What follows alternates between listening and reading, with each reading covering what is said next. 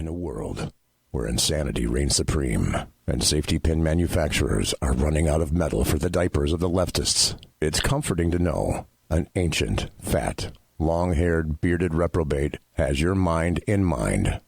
Ladies and gentlemen, boys and girls, children of all ages, broadcasting behind enemy lines in occupied California, and despite every attempt by the SHR Media Network to revoke his shameless contract, we return to the bloviating Zeppelin's Berserk Bobcat Saloon.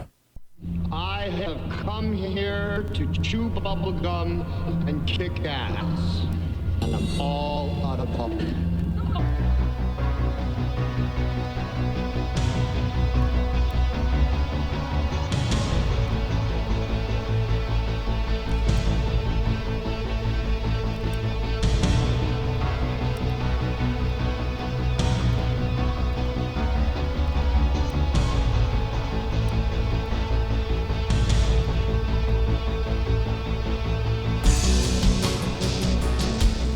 Boys and girls, ladies and gentlemen, children of all ages, welcome to the bloviating Zeppelin's Berserk Bobcat Saloon radio show, live and direct right here on the SHR Media Network from the sumptuous,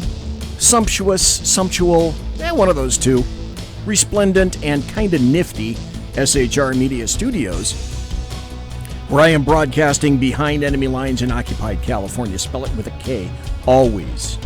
2 miles east of the Bill Mill, the locus of evil on the entire left coast. That would be the Capitol Building at 10th and L Street downtown in Sacramento, California, spell it with a K, where late at night you can hear the death of common sense. There is no common sense in that building. When I leave that door at 10:30 Pacific, I can smell the noxious odor of sulfur and brimstone emanating from that building therein. Even from 2 miles away, I can pick it up. You got a belly up to the bar. We've kept your seat. It's great to see you back. Tonight, it is, oh my gosh, December 10th, the year of our Lord 2019.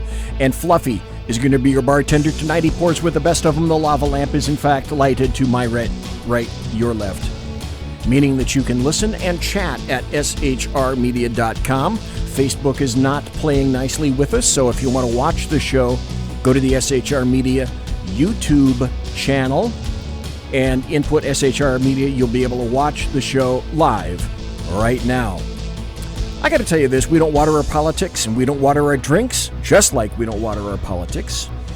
Politics, religion, crime, culture, economics, race, sex, science, law. We talk about it all right here at the Saloon. The speech is free, but the booze is not. All we ask is that you flush the toilet, jiggle the handle. Don't forget to tip your waitress or your server, whoever comes to you tonight. Speaking of tonight, we have another great show for you. I'm a programming note. So far, I think that Clint is going to be here for the Chat Show tomorrow night. Crossed fingers, hoping that that is true. Haven't gotten any word back from him yet, but I'm waiting to see. And because of the holiday season and a lot of stuff that's going on, I'm waiting to see if I'm going to do a show on Thursday. I don't have a particular guest, so I'm of two minds about having a show on Thursday. I may not. I will place in social media whether that's going to occur tonight. Tonight, I have Alan Thomas in the Saloon. He's been here a bunch of times. He's a Sasquatch, paranormal, UFO, unexplained researcher, hunter, investigator. And as a matter of fact, and then in the second hour, I've got a ton of happy stories. It's all about the impeachment, and the phone line will be open. I tested it today, and it should be working. And I'll just give it to you now. I'll give it to you later when we open up the lines. As soon as Alan calls in, then the lines will be open. It's 209-284-3210. Let me just put that on here. There we go. Now, if you happen to be watching in video, the phone number is on in the video so that you can see what number to call, 209-284-3210. And Alan said he will take calls from anybody and everybody. and which is a great thing. Ooh, hey. And then there's, like I say, second hour, happy stories, a bunch of cool stuff. Do I have you on the air, Sir Alan of Thomas? Yes, sir. How are ya? I am great. Now, you sent me a picture of you in extreme dire straits, about to talk on the show.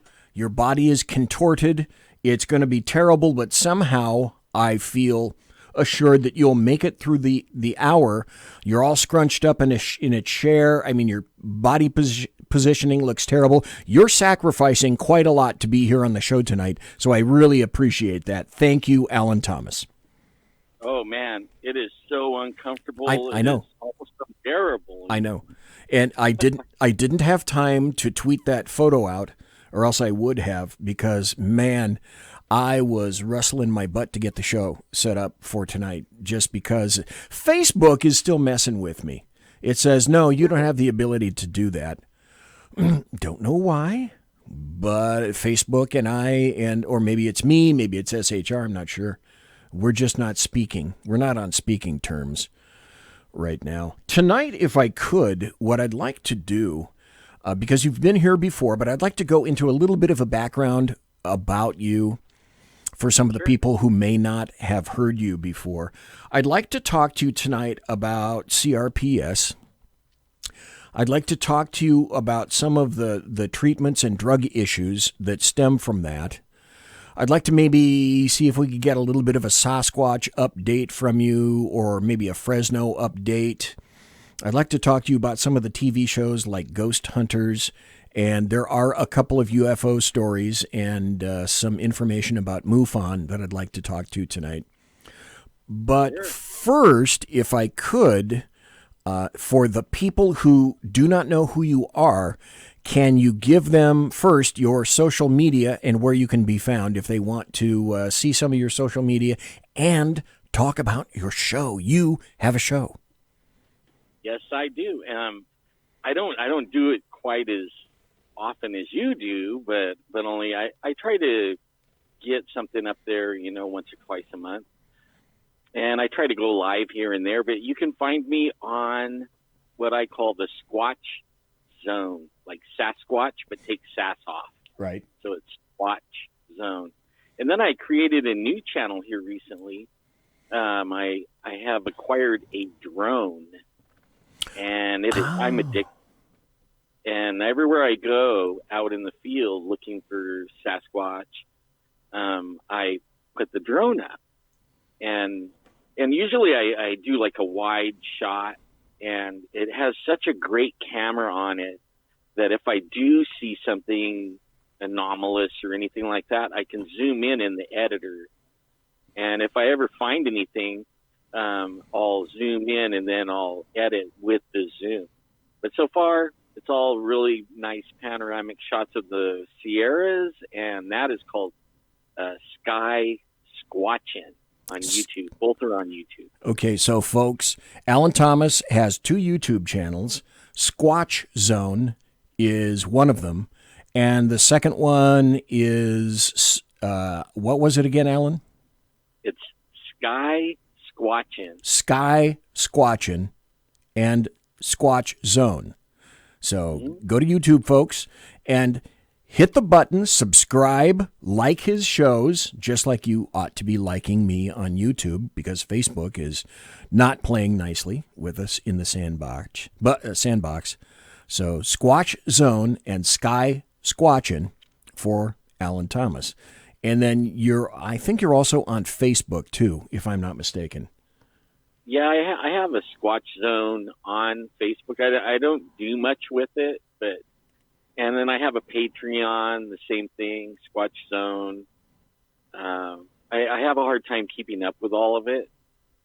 I keep up with the YouTube thing pretty regular. Okay. Any comments or in the community and all that, and here I hit or miss the Patreon and the one on Facebook. And I don't get along with Facebook either. For some reason, they don't like to play nice. Yeah, and you'd think that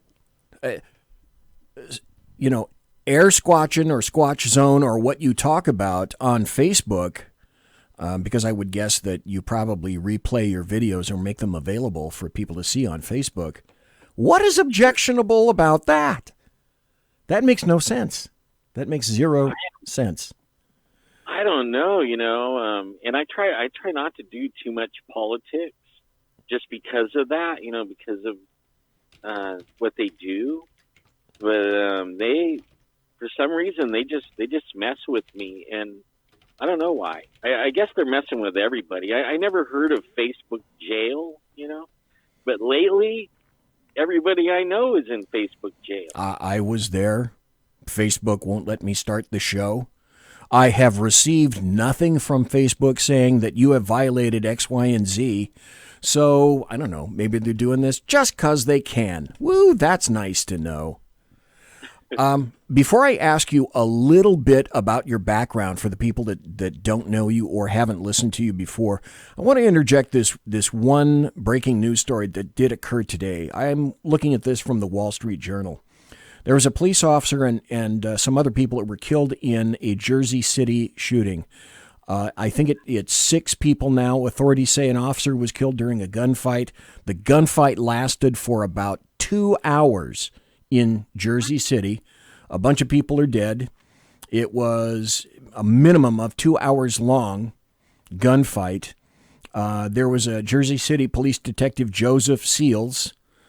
He was shot and killed by the shooters, plural. 2 suspects, I believe, are dead. And it hasn't hit the majority of... this will be interesting to see if it is, and in what way it's couched.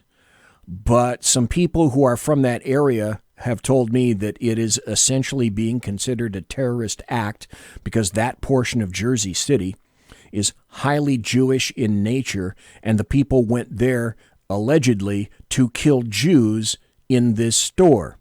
So I'm going to be very curious to see how this plays out, specifically tomorrow in the news. A police officer is killed, and a total of 6 people have been killed in Jersey City. And apparently the store involved is Jewish, the area is Jewish, and apparently from the information that I have, these people were specifically targeted for that. That's the largest breaking news story that I have right now. For folks that don't know who Alan Thomas is, Alan, give us a little a taste of your background and where you've been and what you've done over the years. Well, I raised foster kids, okay, and up in the hills, because I have a thing for kids. Not like a weird thing. I like kids. Help kids, sure. Yeah. And then I worked for the casinos industry and was a marketing director, a food and beverage director, and also the computer network administrator. And was retired medically when a doctor made a mistake and plugged the artery in my leg. And that ended my career there. And then after that, I actually died twice on the table when they fixed the leg. And that started a new life. I had a new life after that. And I had seen a Sasquatch in 1987 and never had, when you're working and supporting big, huge family, 6 kids, you don't have time to look for Sasquatch. But right. After being disabled medically, I had a lot of time. So then that's when I started looking for people. And I thought I was the only one that saw a Sasquatch. And finally, I found some people that did, and then that started my squatching career. And since then, I've been on Finding Bigfoot, Monsters and Mysteries in America. We started a show called Paranormal Central. That's where we met. I met you. We were doing a remote show out. I think it was like a SAC UFO Con or something like that. Yeah, exactly. At the Crown Hyatt Hotel off of Interstate 80 and Madison Avenue in Sacramento. And yes, and you and Jeff were doing your show, and the production quality of that, I have to say this, I say it every time. You were sitting there for a while, and then you got into the studio. These guys, you and Jeff, drove 1.789 metric tons of studio stuff, I guess in a trailer. I don't know how you got it there. But you somehow transported this huge studio set from Fresno in a 4.5-hour drive from Fresno north to Sacramento and set up the studio perfectly. It was a beautiful studio. That had to take you a ton of time just to do that, but it was gorgeous. Yeah, I think it took us a couple hours there to set it up. You wouldn't believe like how many people were taking pictures of us. We had aliens hanging, tied onto the truck, and the giant UFO that we made. I mean, it was great. And everywhere we go, when we were doing that, we brought that, and we wanted people to experience something different and be interesting. We didn't want to be, set up at a little card table or something like that. We wanted it to be something they won't forget. It was impressive, I have to say. It was very, very impressive. You've been to a bunch of places since then. The show Jeff is doing, now you're doing your own 2 shows on YouTube. You and I met in Jackson for a paranormal conference. There's another one coming in Virginia City. So you're still making various appearances. But let's go back a little bit. You said life changed when you died on the table twice, and I mean the operating table, and they were trying to repair something that was going on in your leg when you died twice. Is that correct? That's correct.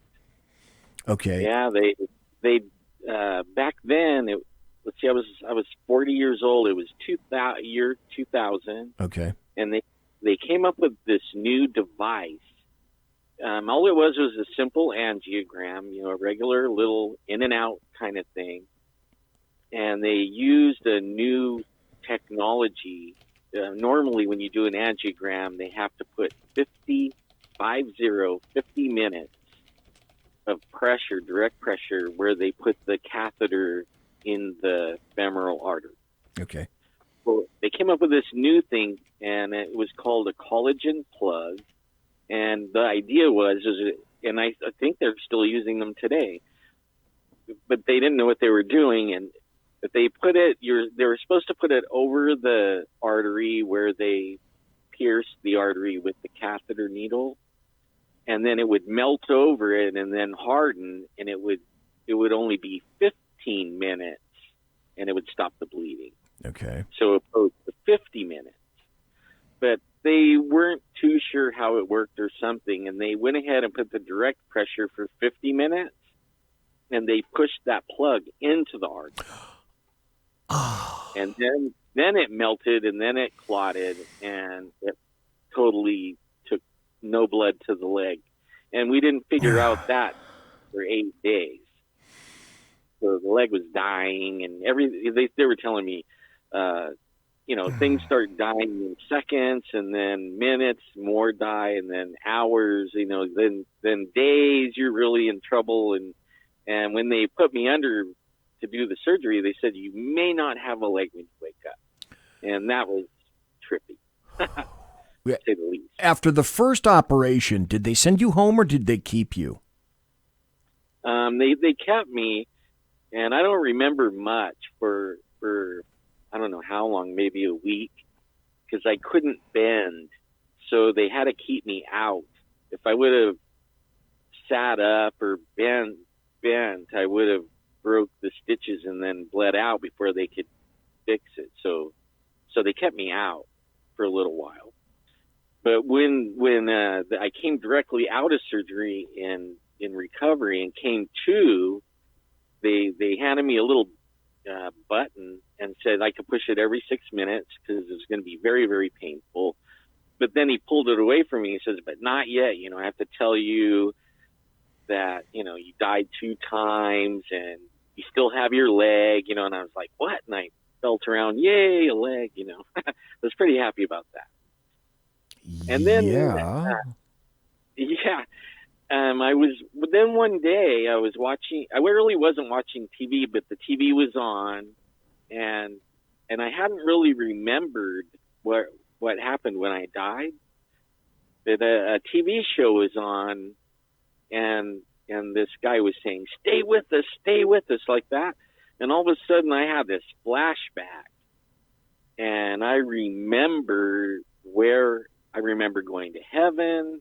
I remember being able to travel at the speed of light, or actually the speed of thought, and where I was, and all the smells and everything. It was just amazing. I mean, I had little ideas of it, but it really hadn't really hit me until I heard that on the TV.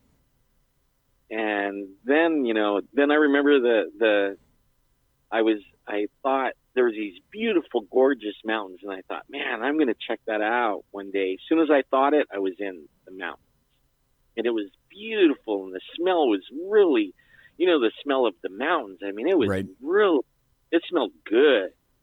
And I was turning a 360 looking at everything, and when I got 180, I was looking at the valley where I was when I first started there. And I thought, oh, man, what if somebody was there and I was supposed to meet somebody? And, oh, no, I shouldn't have left. As soon as I thought I shouldn't have left, I was back in the valley, and sure enough, there was somebody there, these light beings. They were completely bright white light, beautiful.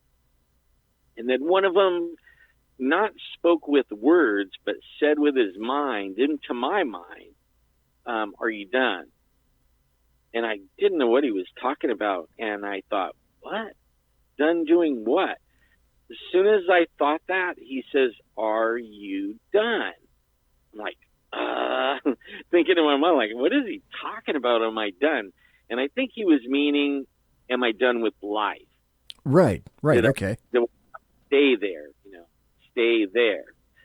But then he says, and while I'm like, all these thoughts running through my mind, and he says, what about your kids and your grandkids, And soon as my mind thought back to my family, I knew where they were. I could see them. I knew everything about it, of what was going on with them. And as soon as my thoughts started doing that, I felt like I was being sucked back, and I started to be sucked back to my body. And I flew like probably in 1 second from there and I slammed into my body. Now, I don't know if I really slammed into my body or if they were using the paddles. Oh, okay. Okay. But when I opened my eyes, this doctor's face was right in my face, and he was yelling, stay with us, stay with us.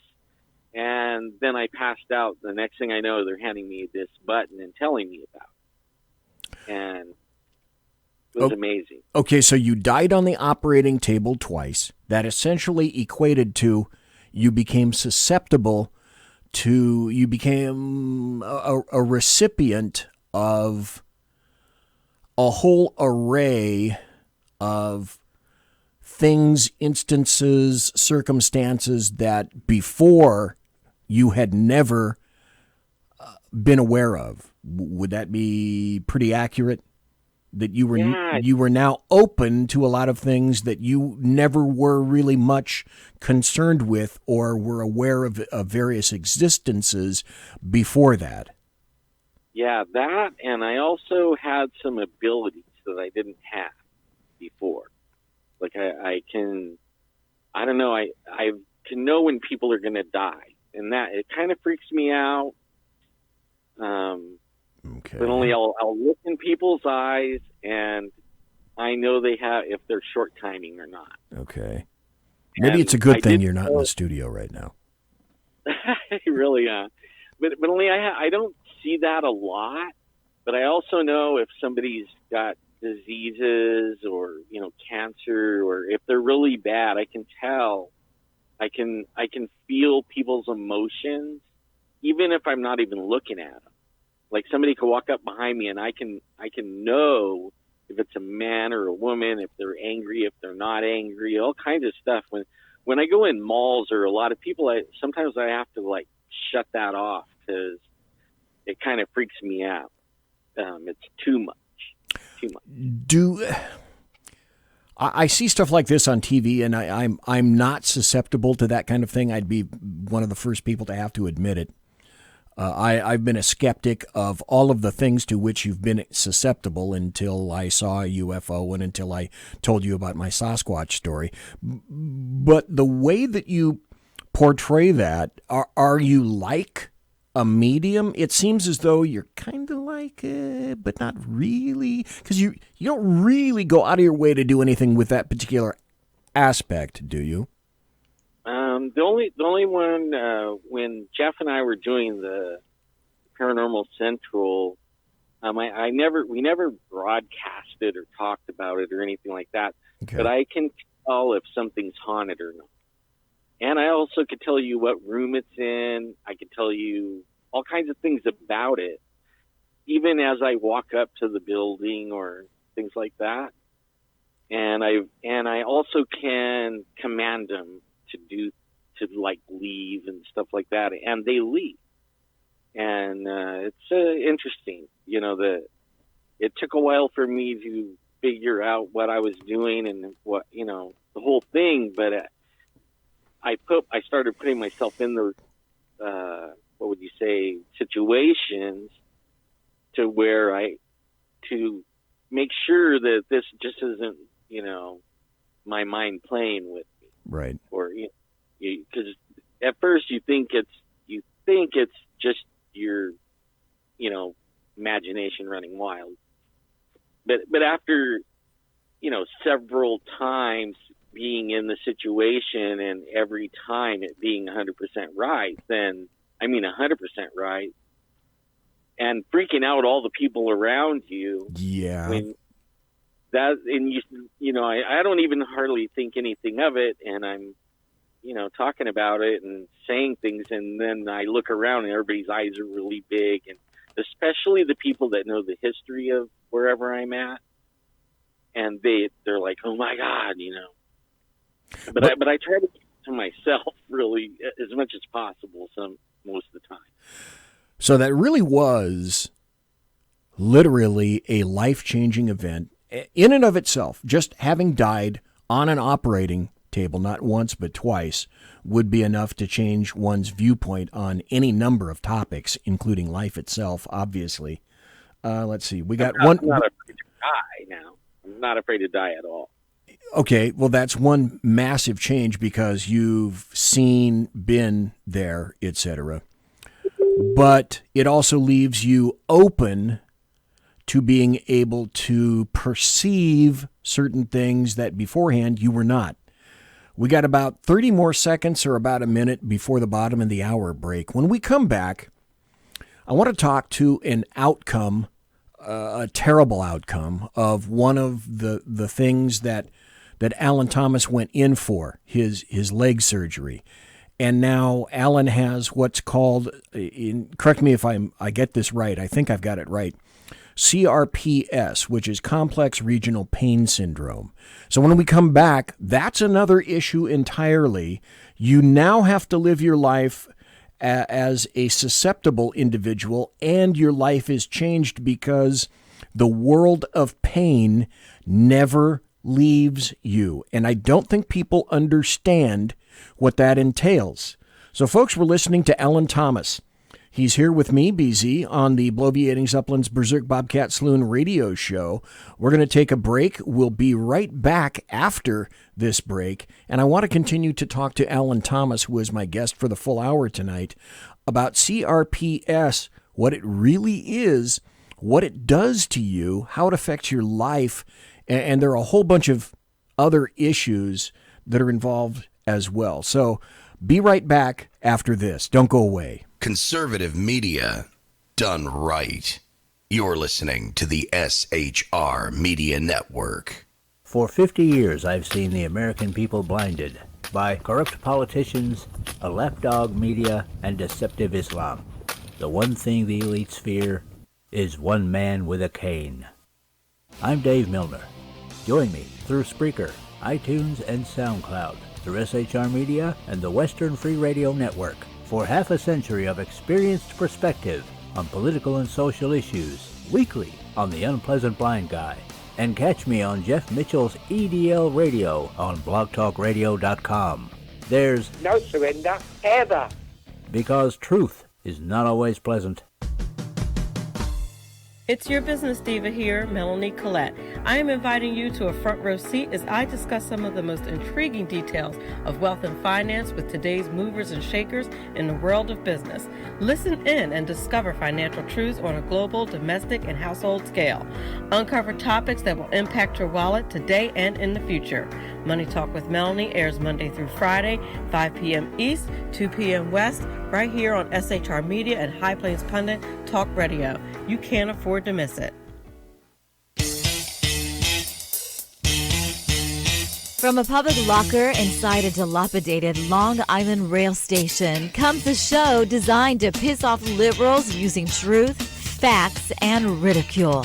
The Lid Radio Show, featuring the conservative voice from the People's Republic of New York, the Lid himself, Jeff Dunitz.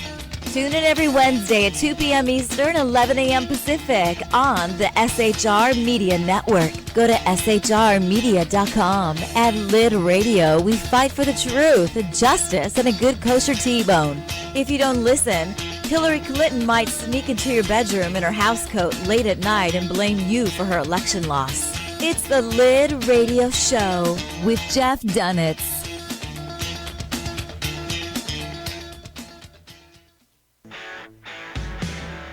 Hey girls, Carry Girl Gear is here. More and more women every day are concealed carrying, participating in competitive shooting, and getting firearms training. It's not a boys' club anymore, and we don't have to shop in their stores anymore either. Finally, a cool and unique clothing line just for women. Dope tees and hats for the patriotic concealed carry and 2A girl. So what are you waiting for? Go check out carrygirlgear.com today. Broadcasting behind enemy lines in occupied California, a mere 2 miles from the state capital, the bloviating Zeppelin's Berserk Bobcat Saloon radio show can be heard every Tuesday and Thursday night at 8 p.m. Pacific and 11 p.m. Eastern, only on the SHR Media Network. Go to shrmedia.com to listen. You can also watch on the SHR Media Facebook page and the SHR Media YouTube channel. No goldfish were abused in the making of this ad.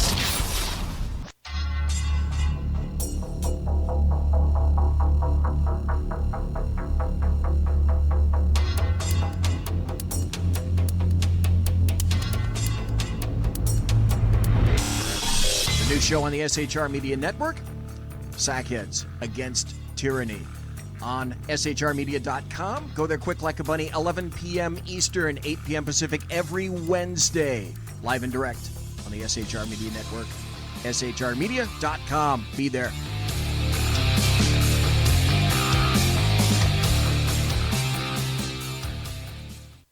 Hey, this is Michael Wright. And I'm Shannon Wright. Join us for The Right Way with Shannon and Mike, Monday through Thursday from 7 to 9 a.m. right here on SHR Media. Why are they joining us? For fun things like sports, politics. Oh, maybe some news and entertainment? And all kinds of other things. Money and recipes and events, all kinds of stuff. Yeah, so join us Monday through Thursday, 7 to 9 a.m. here on shrmedia.com. Conservative media done right. You're listening to the SHR Media Network. We are back. We are back. We are back.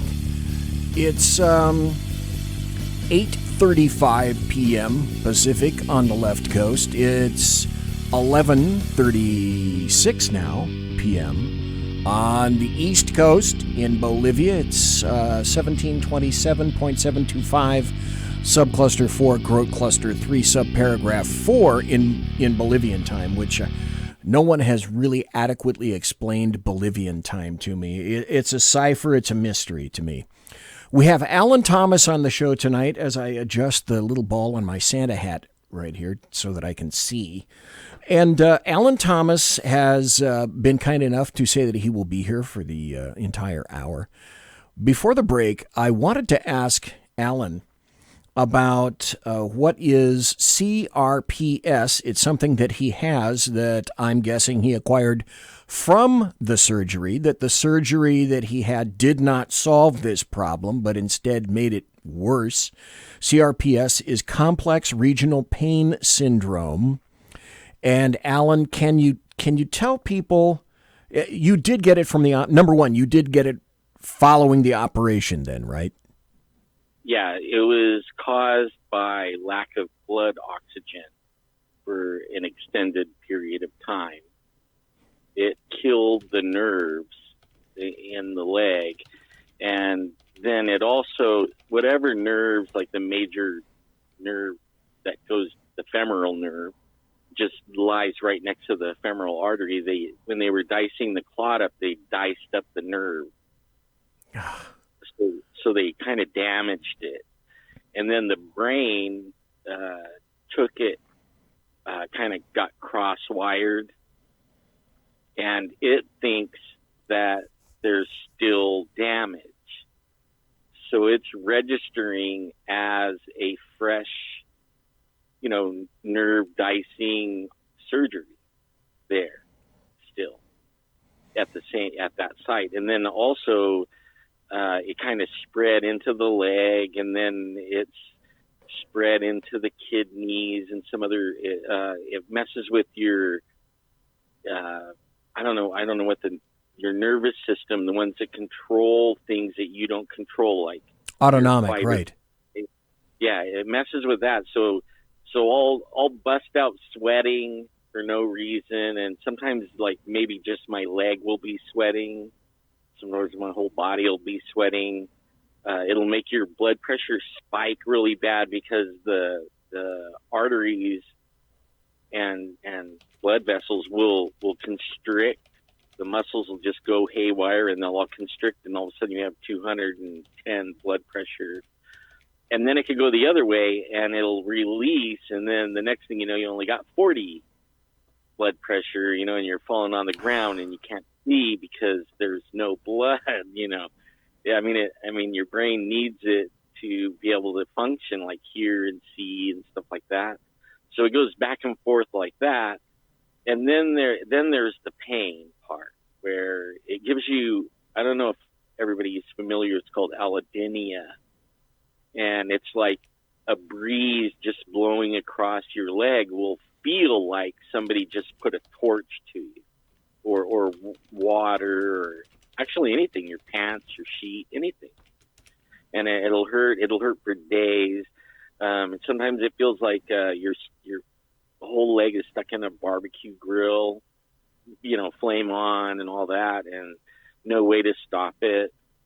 So, and then from what I understand, this is not an unknown thing.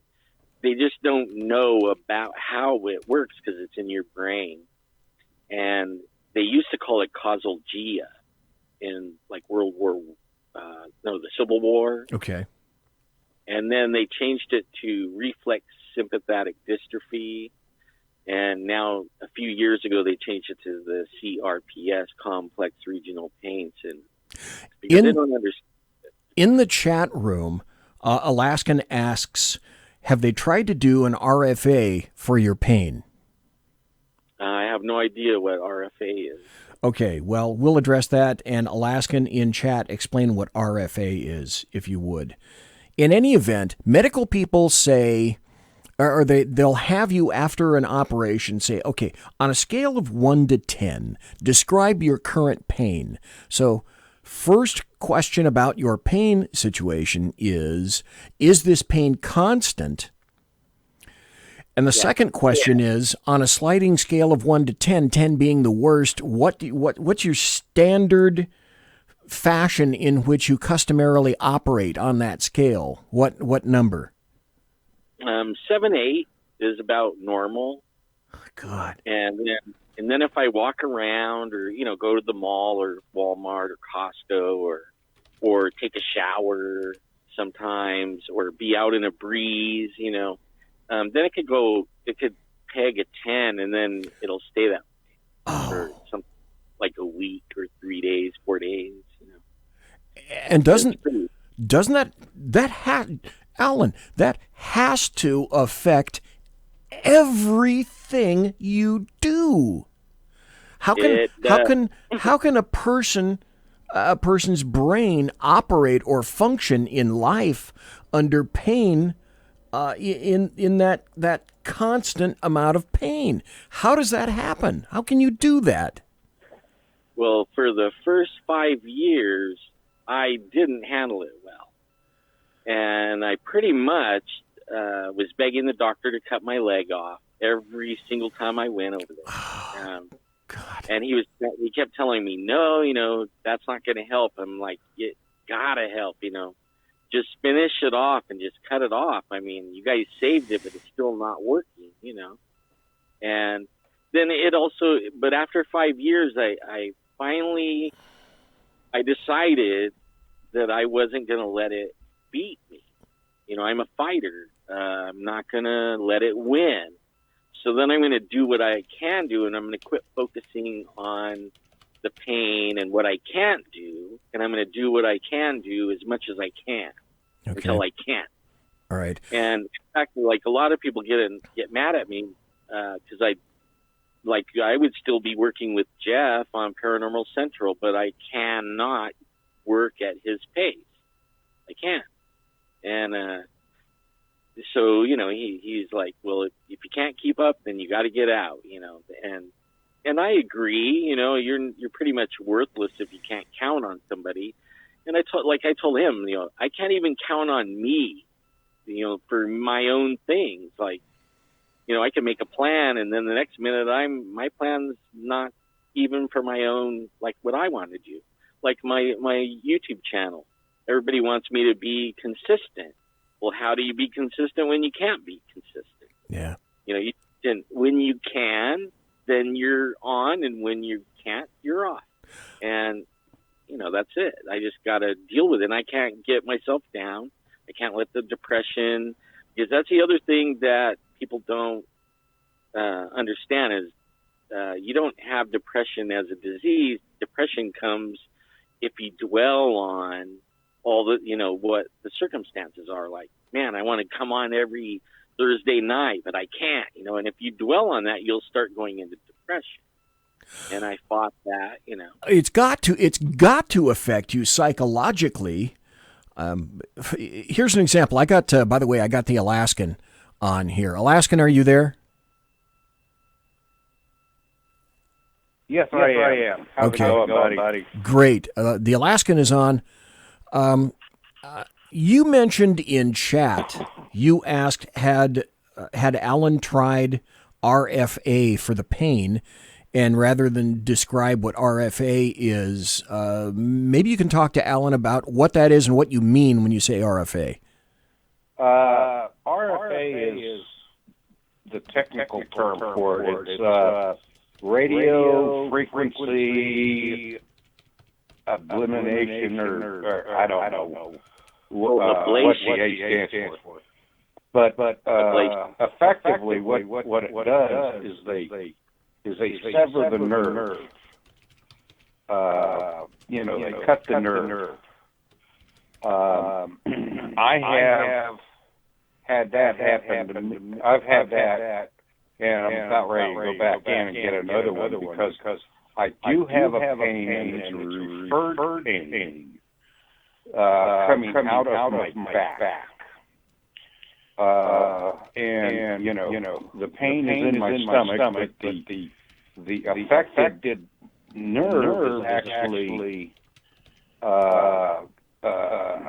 right where it comes out of my spine. So what they do is they go in and would sever the nerve, so my pain would actually go away that I would have in my gut. Now, there's a few things that I would want to know first about it, is because that nerve is a nerve that controls muscles and stuff. I don't think they would probably do that.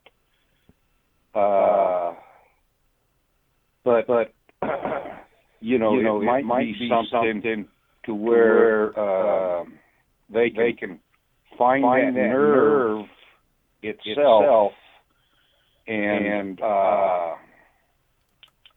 cut it so that your pain goes away. Now I don't know. I would assume that the doctors have probably thought of it, but I haven't doesn't sound like mentioned to you. But was that an option that you knew about, Alan? Yeah, we talked about it. And that, like, when I would tell them I want my leg cut off, that would be in essence cutting the nerve. Right. But only the brain will still sense that it'll think that it's still there. In fact, they've done these, and it's the most horrendous test ever. It's called the EMG, whatever it is. They shock the nerve 10 times, and then they calculate. They do both legs, and then they see how the nerve fires. And they can time it down. And they hold me down to do it, but they did it, and he couldn't believe. And then I'm talking about my good leg, right? He had to hold me down. On the left, my bad leg wasn't so bad. Because you can't feel it. But they did that test, and he was saying they didn't detect any nerve firing, from where they shocked it down to where it would catch the signal, and it wouldn't. There was no. So they talked about that, but they said it wouldn't really do anything. The brain would still think it's there, and I would still feel like even that my leg was still there.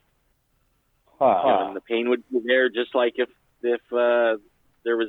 it was there, even if they cut my leg off, so it wasn't worth cutting it off because I could still use it. And it's a good thing. Well, that's like Jack brought up in chat. He said that he lost the top of one of his fingers, but he still feels the splinter he got under the nail.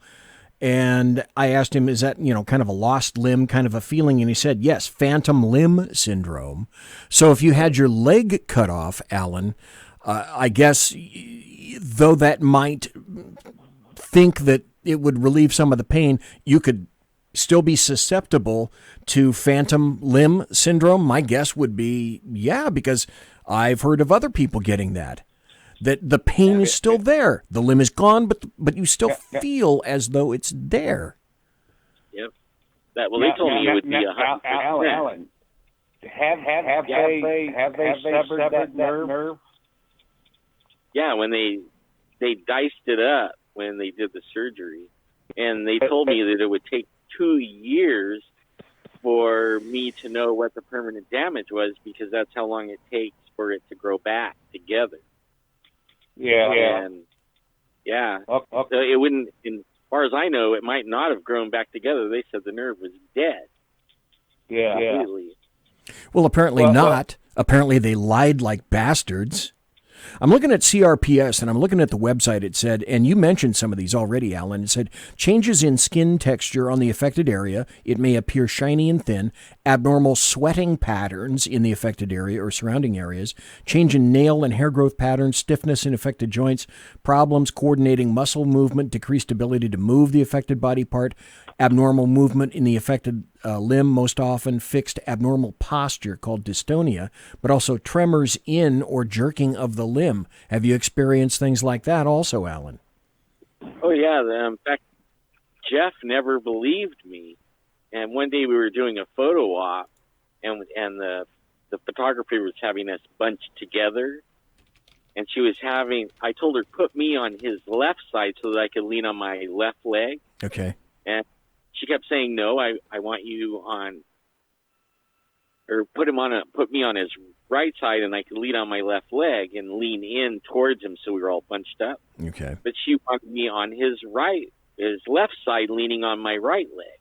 within 5 or 6 minutes, my leg, the right leg with all the weight on it, is about to give out. So it's just shaking uncontrollably.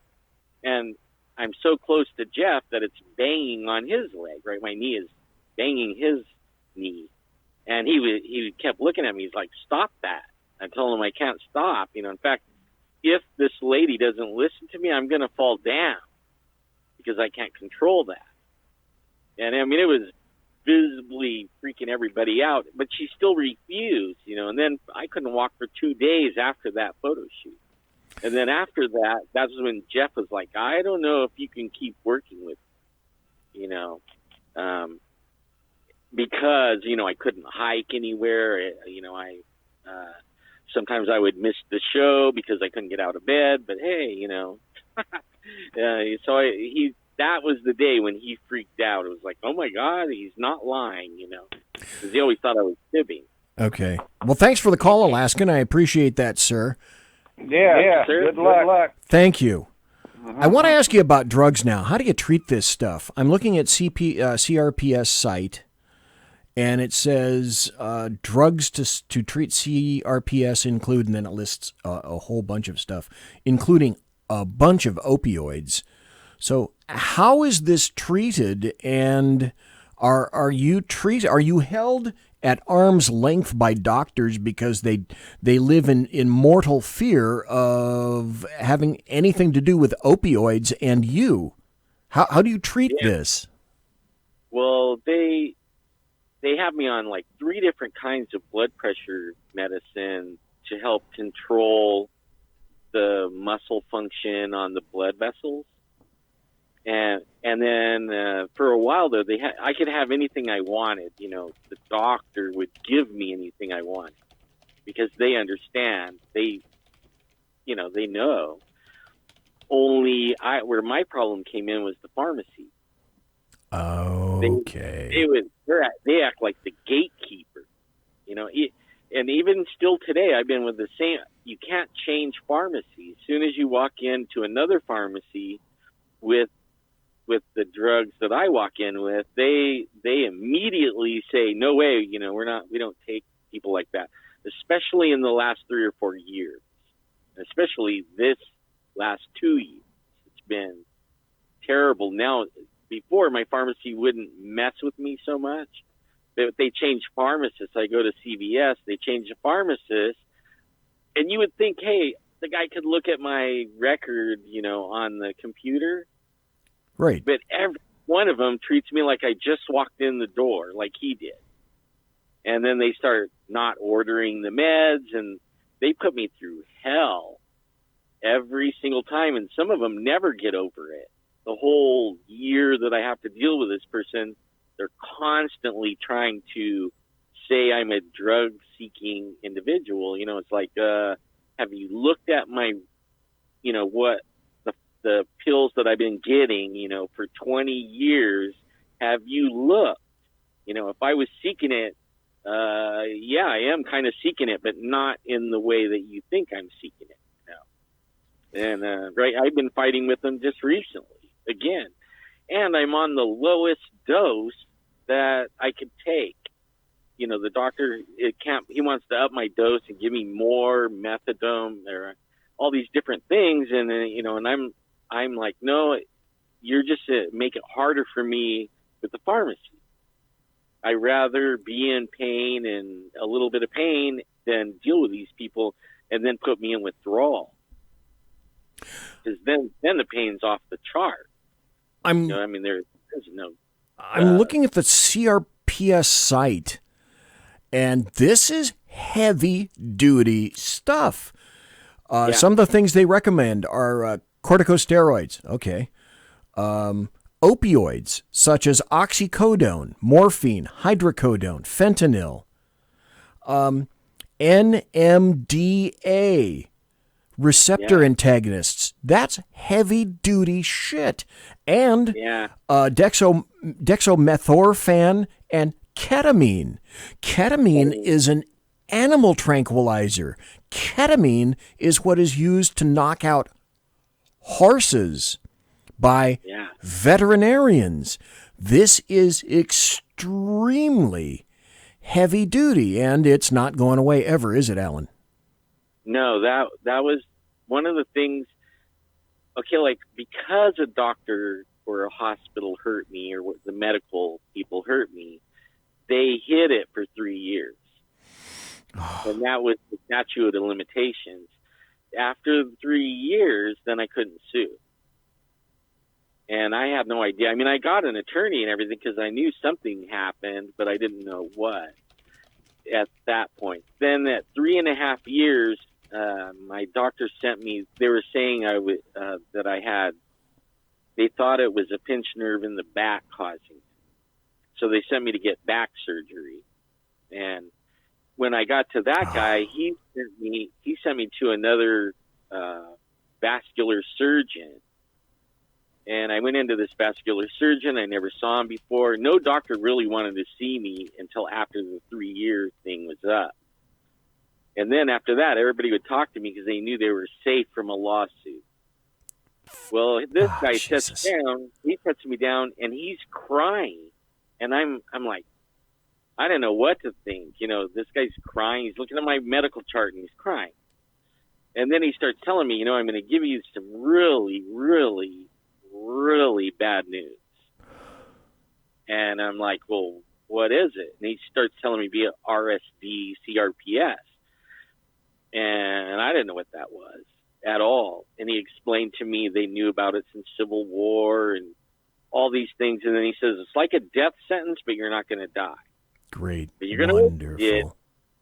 And he says, what I'm telling you is this is the suicide disease. It's the highest pain known, you know, even getting your leg cut off without anesthetics or stuff like that. It's higher than all the pains, even cancer, stuff like that. And he said they hardly could deal with it. He goes, but you're going to have to deal with it somehow. And he goes, I hate telling you this, you know. And then I was crying with him, you know, and I had really no idea why. I mean, that just sounded like bad news. When I got home and I started reading what you're reading on the internet, then it was like, oh my, it started making sense, what I was feeling, what I was going through, and then they're spelling it out and then saying I'm not going to die, but I'm going to have this the rest of my life. And it could spread. And it has. It's in my left arm. It's in my kidneys. It's all up in my body. It's messing me up. Really seriously messing me up. We got about a minute left before the top of the hour break. With luck, you suspected I was going to ask you this. Alan Thomas, who we're speaking to right now, would you be open to hanging on for a little bit longer after the break, Alan? Yeah. I'll stay the whole however you want, man. I love talking with you. The reason is because we've still got some people that want to talk about Sasquatches or Sasquatching or the paranormal, that kind of thing. And I think Simone is interested in that. And so, folks, we're talking to Alan Thomas. We're going to continue talking to Alan about CRPS and how that affects him. We've never spoken about it before, and I am always in marvel of the way that Alan is resolutely cheerful every damn time I talk to him, speak to him. He's the sweetest guy in the world, the nicest, kindest man in the world, and yet he's operating in that world, in the world of pain. So when we come back after the break, we will continue to talk to Alan Thomas about CRPS, and then we might be able to transmogrify into some UFO stuff, some paranormal stuff, some unexplained stuff, and maybe some Sasquatch stuff. I'm BZ, the bloviating Zeppelin. That's Alan Thomas, to whom we are speaking tonight. And you're listening to the bloviating Zeppelin's Berserk Bobcat Saloon radio show, live and direct right here on the SHR Media Network. Conservative media done right. You're listening to the SHR Media Network. For 50 years, I've seen the American people blinded by corrupt politicians, a lapdog media, and deceptive Islam. The one thing the elites fear is one man with a cane. I'm Dave Milner. Join me through Spreaker, iTunes, and SoundCloud, through SHR Media and the Western Free Radio Network, for half a century of experienced perspective on political and social issues, weekly on The Unpleasant Blind Guy. And catch me on Jeff Mitchell's EDL Radio on blogtalkradio.com. There's no surrender, ever. Because truth is not always pleasant. It's your business diva here, Melanie Collette. I am inviting you to a front row seat as I discuss some of the most intriguing details of wealth and finance with today's movers and shakers in the world of business.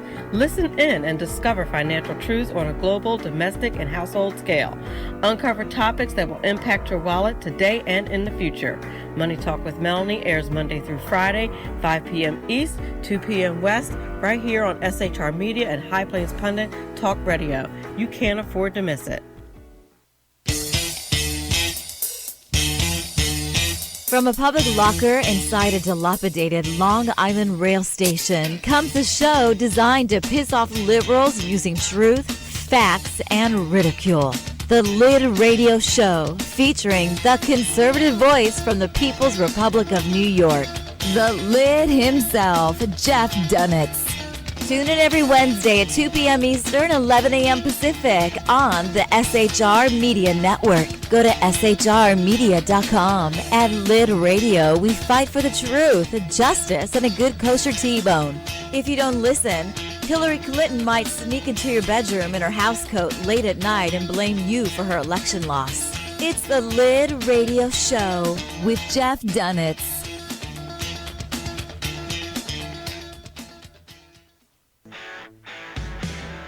Hey girls, Carry Girl Gear is here. More and more women every day are concealed carrying, participating in competitive shooting, and getting firearms training. It's not a boys' club anymore, and we don't have to shop in their stores anymore either.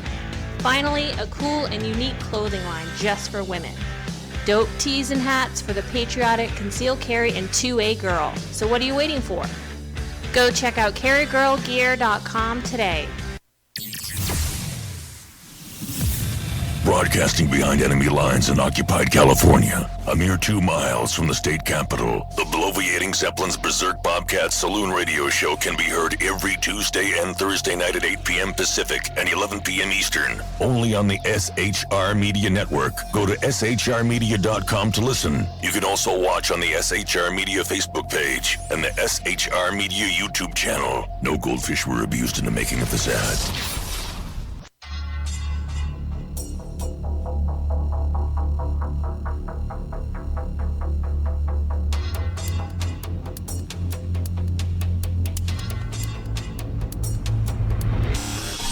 New show on the SHR Media Network, Sackheads Against Tyranny, on shrmedia.com. Go there quick like a bunny, 11 p.m. Eastern, 8 p.m. Pacific, every Wednesday, live and direct on the SHR Media Network, shrmedia.com. Be there.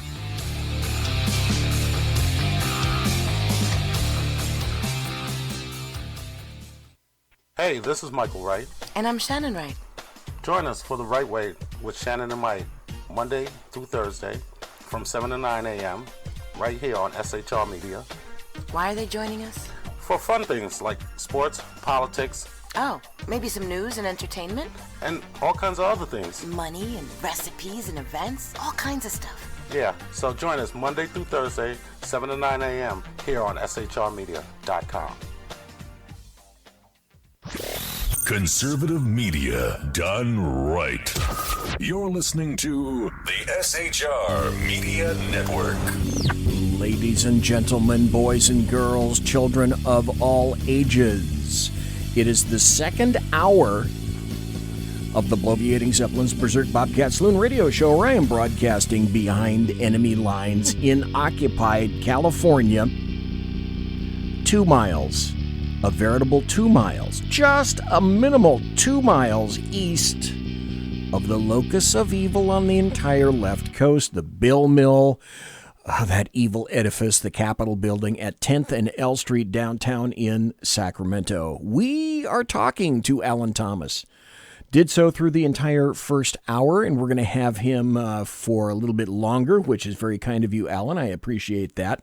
I will tell you again, folks, we've been speaking to Alan for about CRPS and the pain that results from the I guess, well, no guessing. It was a botched operation that now, because of circumstances, he cannot essentially do anything about in terms of suit, etc. But it is a life-encompassing and a life-altering event in two areas.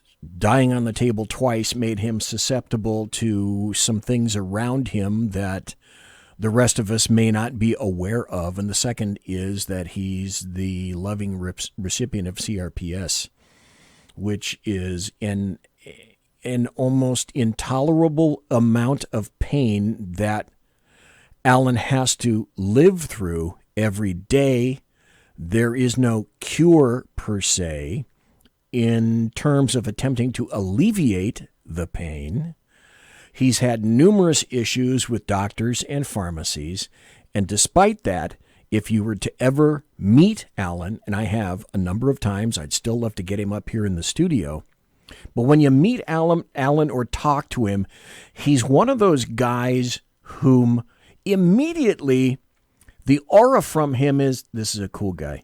I really want to talk to this guy. I'd like to hear his story. And then when he talks to you, you're put at ease. He's one of the most likable guys that I've ever met in the entire universe. If you were to talk to him or meet him, you would feel the exact same way, which is why I say when he's on the Squatch Zone, go to his YouTube channel. Go to YouTube, put in Squatch Zone, and then subscribe to his channel, give him a like, and then when he has a show, you'll be able to see his show, and then go watch and listen to his show. And he also has another channel on YouTube called Sky Squatchin'. Did I get that right? Please, Alan, tell me I got that right. Sky Squatchin'? Yes, you sure did. Okay. I do still have a little bit of a memory. You know what's cool? Not a lot of people have heard of the CRPS. Hardly at all. Even doctors, nurses, hospitals, they get taught maybe one paragraph, and that's it in medical school. Because it's not real rare, but it's pretty rare. So they don't really cover it. And people don't know, and people don't understand. And when you say you have it, even to a doctor or a hospital or something like that, they immediately think you're lying. Immediately. And recently, I was sent, my doctor's like, hey, we've tried everything. And I have another disease that I had ever since I was a kid. I was born with it, I think. And it's real rare, another rare one, called Meniere's disease. And it's an inner ear thing. And it causes vertigo. So a lot of the meds they give you affect your balance and stuff like that. And I can't take them because of this vertigo. It'll put you into a spin. And you might spin for several hours until the med wears off, Holy crap. So they told me, maybe, and, I'm not one to, I don't like drugs really at all.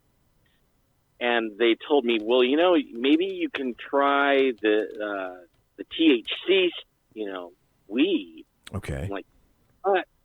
So they send me to this doctor, and he's a doctor that gives prescriptions for this stuff, And I go in there, and he's reading what I wrote down of why and what my doctor sent him, And the guy is glaring at me, and I didn't know why. I mean, he just looks at me like he's going to eat me alive or slap me or something. And he says, so RSD, right? He's calling it RSD. He says, you say you have RSD? I go, that's what they say, And he says, I'll be right back. And he comes back and he has a spray bottle. And I'm wearing shorts and flip-flops. And he says, which leg is it? And I point to it. And then he sprays this whatever's in the bottle on my leg, and it immediately sets me on fire. And I start climbing off the chair backwards, climbing away from him. And I'm yelling at him like, what in the hell is in that bottle? That, and I'm getting pretty mad, don't you dare spray that one more time. Yeah. and I'm really getting after him, and he starts laughing, and I go, this is not funny, and I don't even understand what this guy's up to. I'm ready to like kick him with my goodlet. And he starts laughing. He goes, I'll be right back, And I climb back in the chair, and he comes back with the cream, and he starts rubbing it on the leg, and it has ketamine and all this weird stuff in it. And he's telling me, okay, you're the first guy that came in here that isn't lying. I'm like, what? He goes, yeah, people, they come in here, my fingernail hurts or something. Everybody wants a prescription to get marijuana, and they'll say anything. And he said, and I know what RSD is because I was a pain management doctor, and I understand, what it is, and I know what sets it off. And he goes, your reaction, you couldn't control. He goes, you couldn't even fake that, what happened just a few minutes ago. And I still wanted to kick him. No kidding.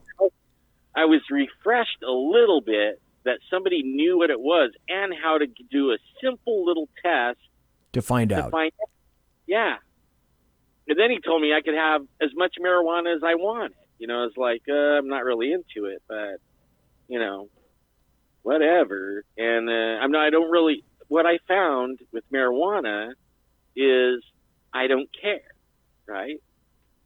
I have all the pain, but I don't care. It makes it where you don't care, but only it also makes it where you eat a lot, you sleep a lot, or you try to sleep a lot. And it just it was like, okay, I tried it for a little while. I'll just stick with the little pills that I take. I can manage. I'll just stay like that, Thanks for everything, but, no thanks. Well, the article that I'm reading is from, let's see, nids.nih.gov. And they're telling me all about the prognosis, the treatment, a host of heavy damn duty drugs. Let's see, this is a paper from the National Institute of Neurological Disorders and Stroke, NINDS. And they're saying that there is current research. They're doing peripheral nerve injury studies, but at this point, they're trying to coordinate what's the difference or how is this nerve pain linked to limb inflammation, the release of various ATPs, abnormal connections, the signaling between all the nerves, etc. So the basic thing is, at this point, they don't really have much. So has anybody indicated to you something similar to, somewhere down the line, Alan, I think we're going to be able to get a handle on this. Has anybody said that to you at all?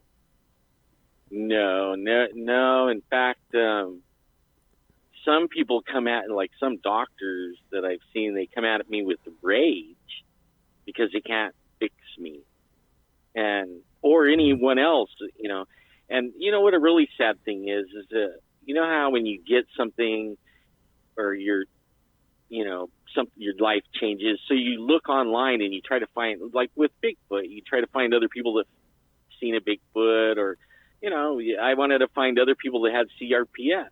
Right. And I joined back in the day there, before Facebook and all that, it was forums, and you could join a forum for this or that or whatever. And I found all these CRPS forums, and I learned a lot from the people, and we actually migrated to Facebook. So a whole bunch of us migrated to Facebook. We're all friends for years, all suffering with CRPS in different parts of our body and from different reasons and stuff like that. But I've lost 6 of them to suicide. Oh, Jesus. And one of them actually committed suicide while I was on the phone with them, and I didn't know. Oh, just all of a sudden the whole thing went silent. And that's the part where people, I really, November, is it November? Let's see, October. Yeah, November is CRPS Awareness Month. So every day I was posting one thing about CRPS on my Facebook. And so were all the other, just so that we get awareness, so that people don't Because if they treat them like a drug seeker, they tell you it's all in your head, and really it is kind of. Your brain is screwed up. Well, right. It's misinterpreting those signals and amplifying those signals. Right. And if you don't treat people right and you give them a hard time and they already are on the edge already, it doesn't take much to push them over. And so I think it's really cool that we're talking about it, and I hope a lot of people go look it up and read about it, and they may even have family that has it and they don't even know they have it. You know, and everybody just says, "Oh, here comes that complain whiner person," you know, and they just shun them or tell them, "Oh man, you know, you need to get off those drugs, and aren't you better yet? You know, don't you ever get well?" You know, I mean, that's what they tell everyone that has what I have, and me too. And the doctor will say, "It's all in your head," but not meaning it like that. That, you know, the cross-wired thing, they're meaning that you're making it up in your head, you know. So, I mean, it's really bad, and I'm glad we're talking about this, or that we have. This is what, obviously, clearly, it frustrates the hell out of you.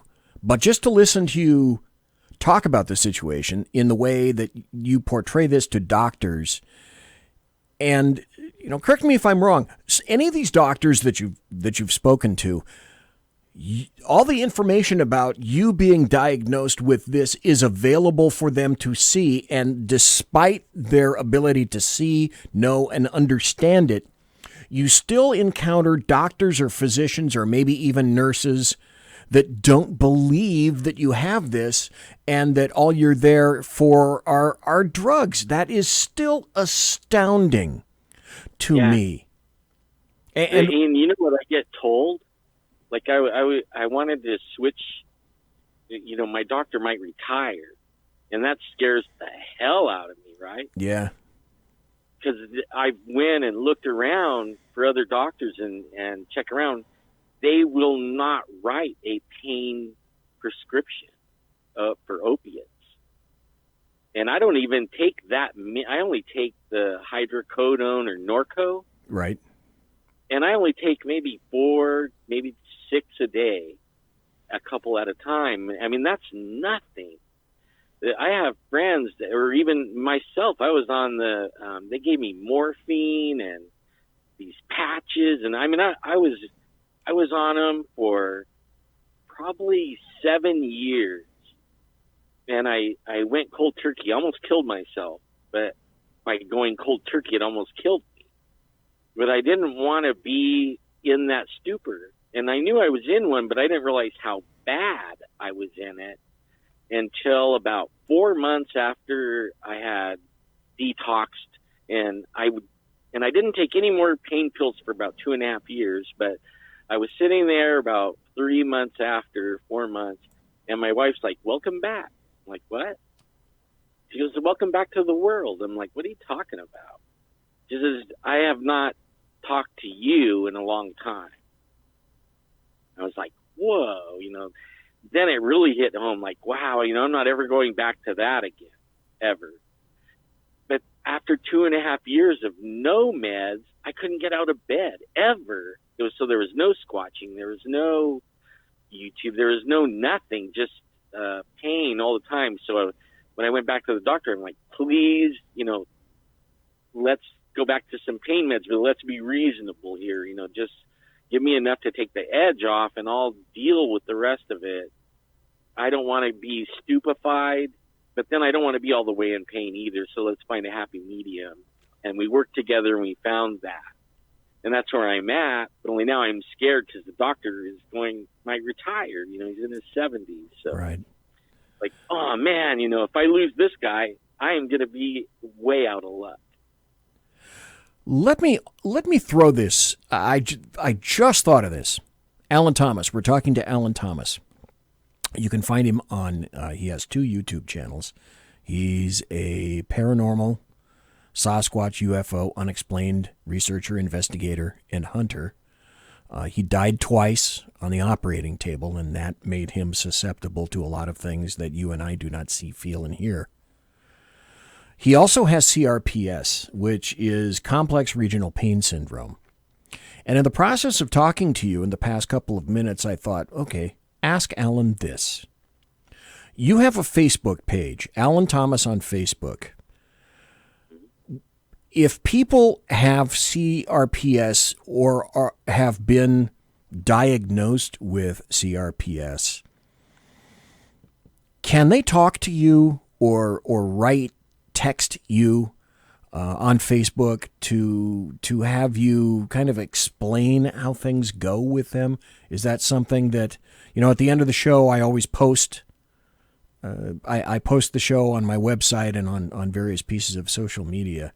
Is that something that you would consider people with CRPS maybe interchanging or speaking to you or writing to you about that?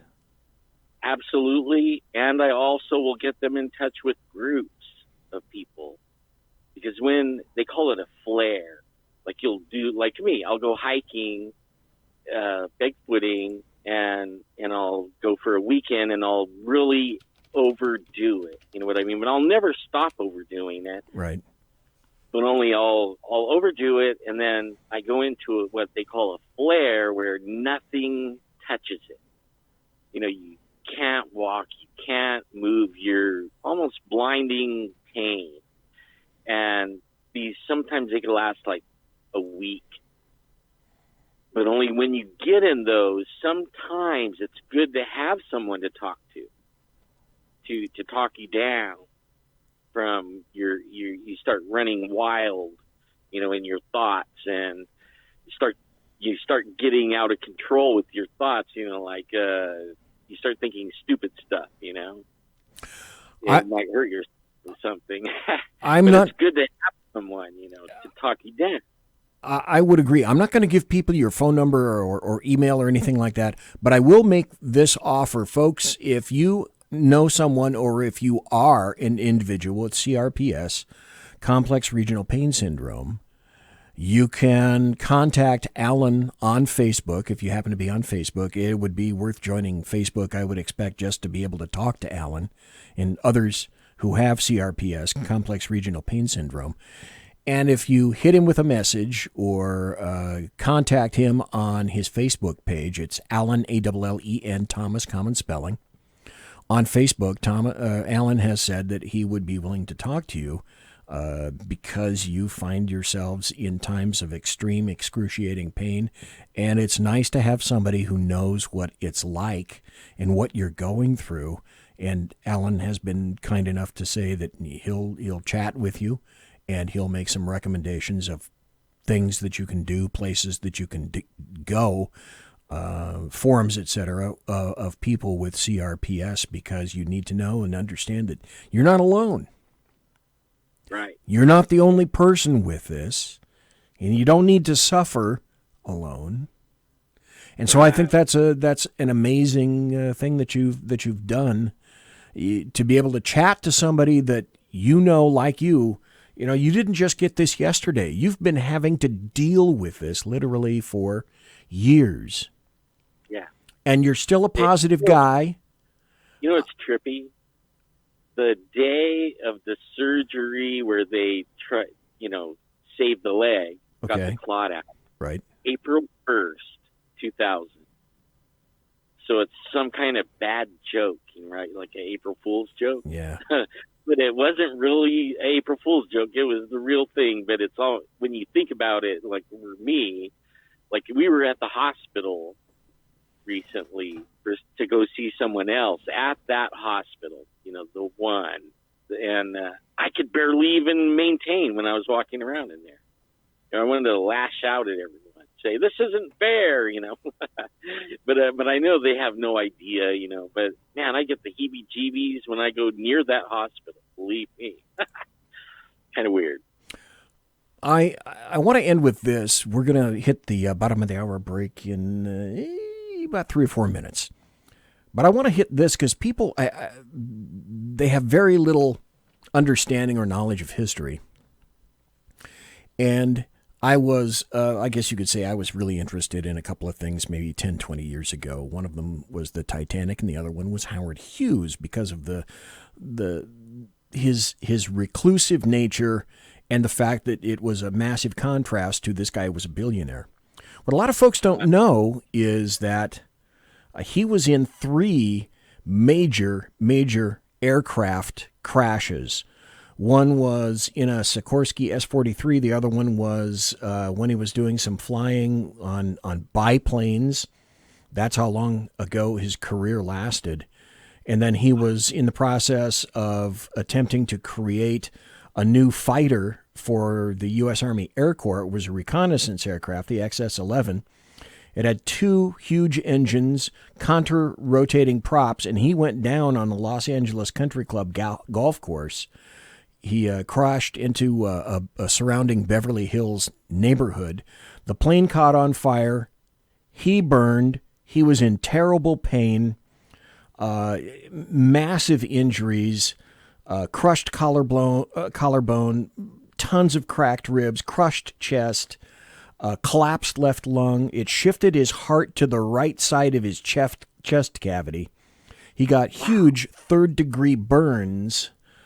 There was a guy, a Marine, who pulled him out of that wreck, and he sent that Marine a big check for the remainder of this guy's life for pulling him out of the wreck.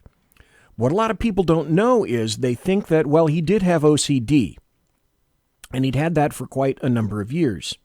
And, of course, he had a massive physical decline. He was eccentric, to say the least. I think he died. He went to the Desert Inn, I think, in 1966, and then people pretty much just didn't see him from that point on. I bet he had a CRPS. That's what I'm getting to. He died on April 5th of 1976. It was 1:27 p.m. It was a jet, and they were flying him from his penthouse in Acapulco to, he was going to go to the Methodist Hospital in Houston. He died en route in that plane. He was 6'4" tall. When he passed away, he was 90 pounds. They didn't recognize him. They had to use fingerprints to identify the body. He had kidney failure. That was listed as the cause of death. But he suffered from absolute just neglect.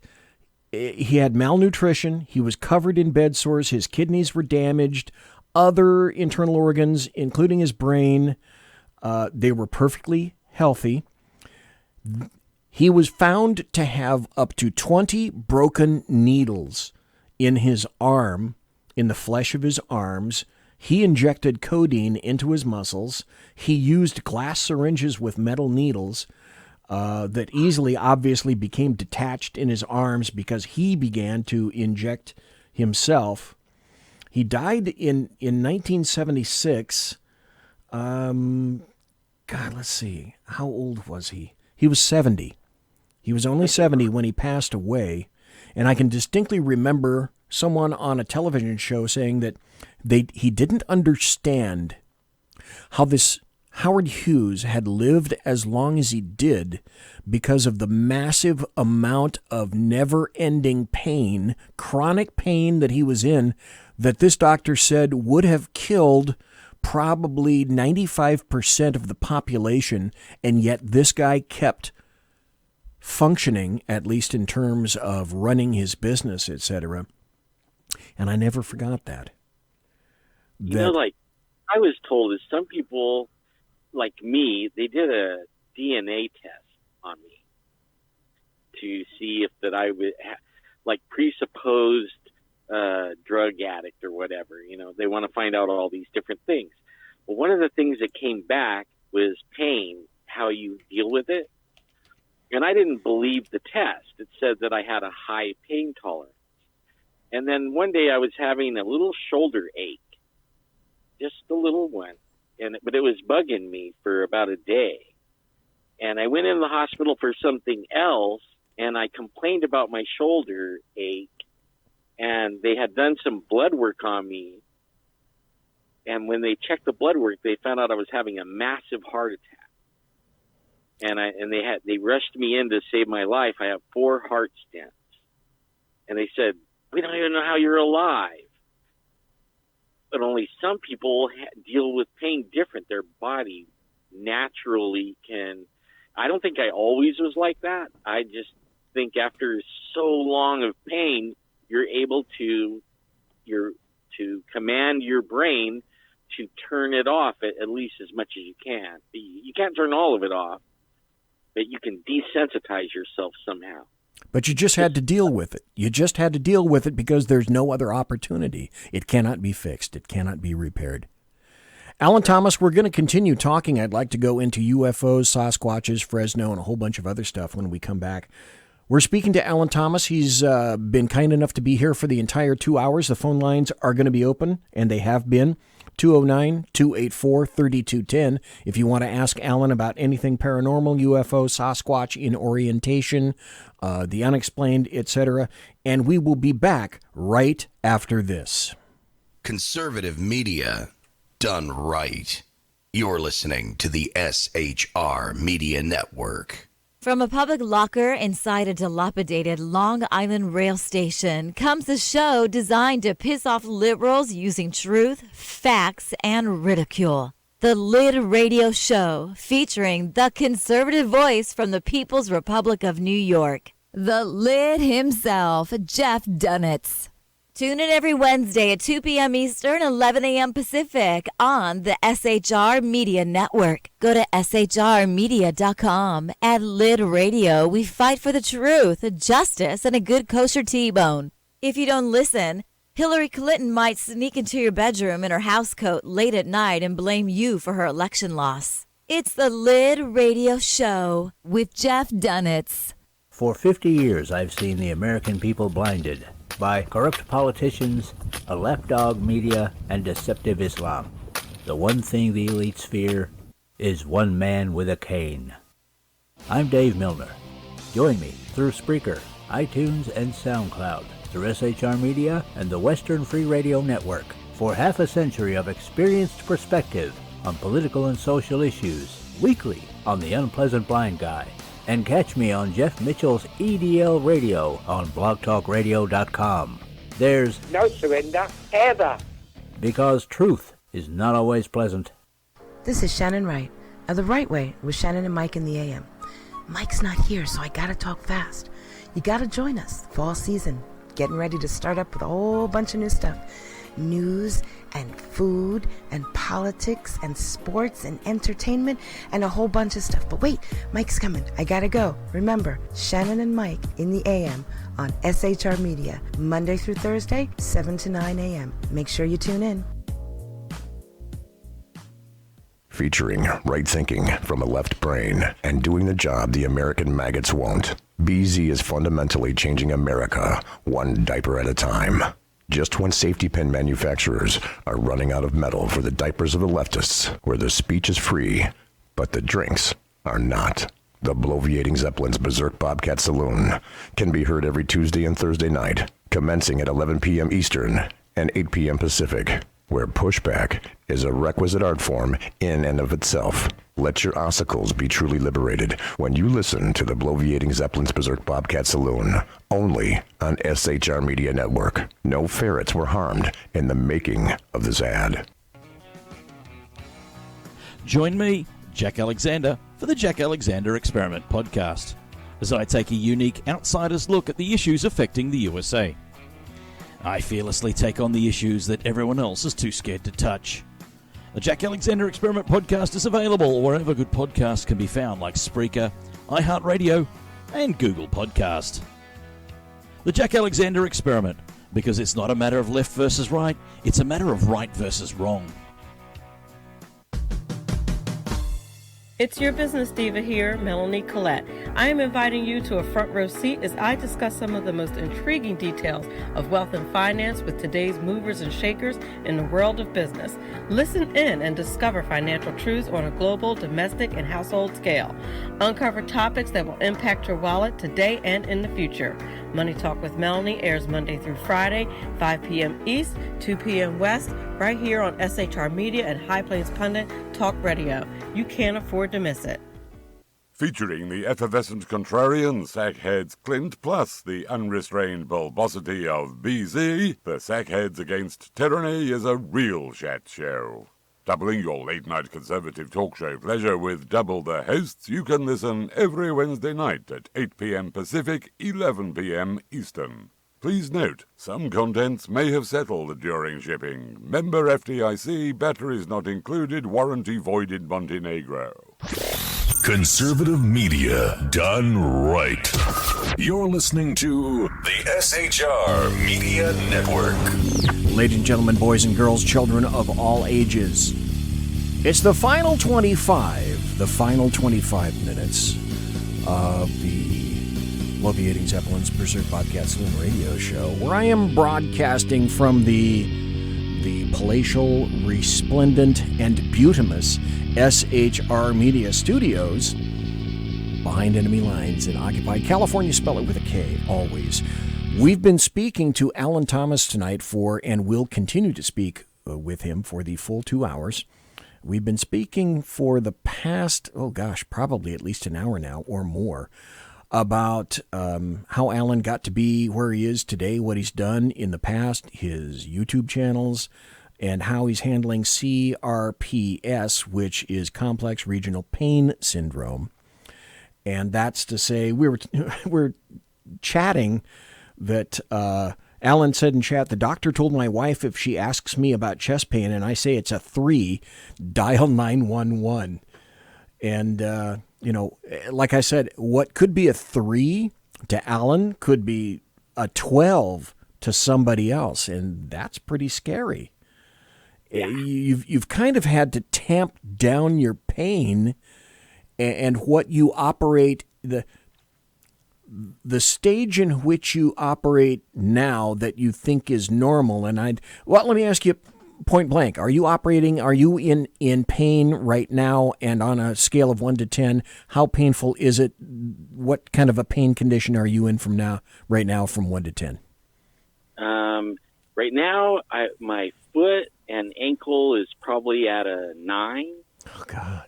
And then where your leg bends on the right leg, that's where the surgery was. That's like almost a 10, number 9.5. But the rest of me feels pretty good. In between, what do you call that? Where your leg bends at the hip and the ankle, the allodynia is probably around an 8. Like the skin feeling like somebody rubbed my leg with sandpaper. And that's a standard under which you operate 24/7. And that you get sleep is amazing. That you can sit or stand is amazing. We talked about the various I'm sorry, go ahead, sir. The lack of sleep is the worst part of it. Because when the light, the best pain medicine, and I know we got to switch gears pretty quick, but the best pain medicine I found is distraction. Okay. Games, TV, conversations with people, keeping yourself busy. As soon as the lights go out and there's no distraction, then all you can think about is the pain. You just focus on it. Okay. And then that's when the battle really begins, right? That right there. Well, I certainly understand that. You are in the Fresno area. You don't actually live directly in Fresno, but you're kind of in the Fresno area.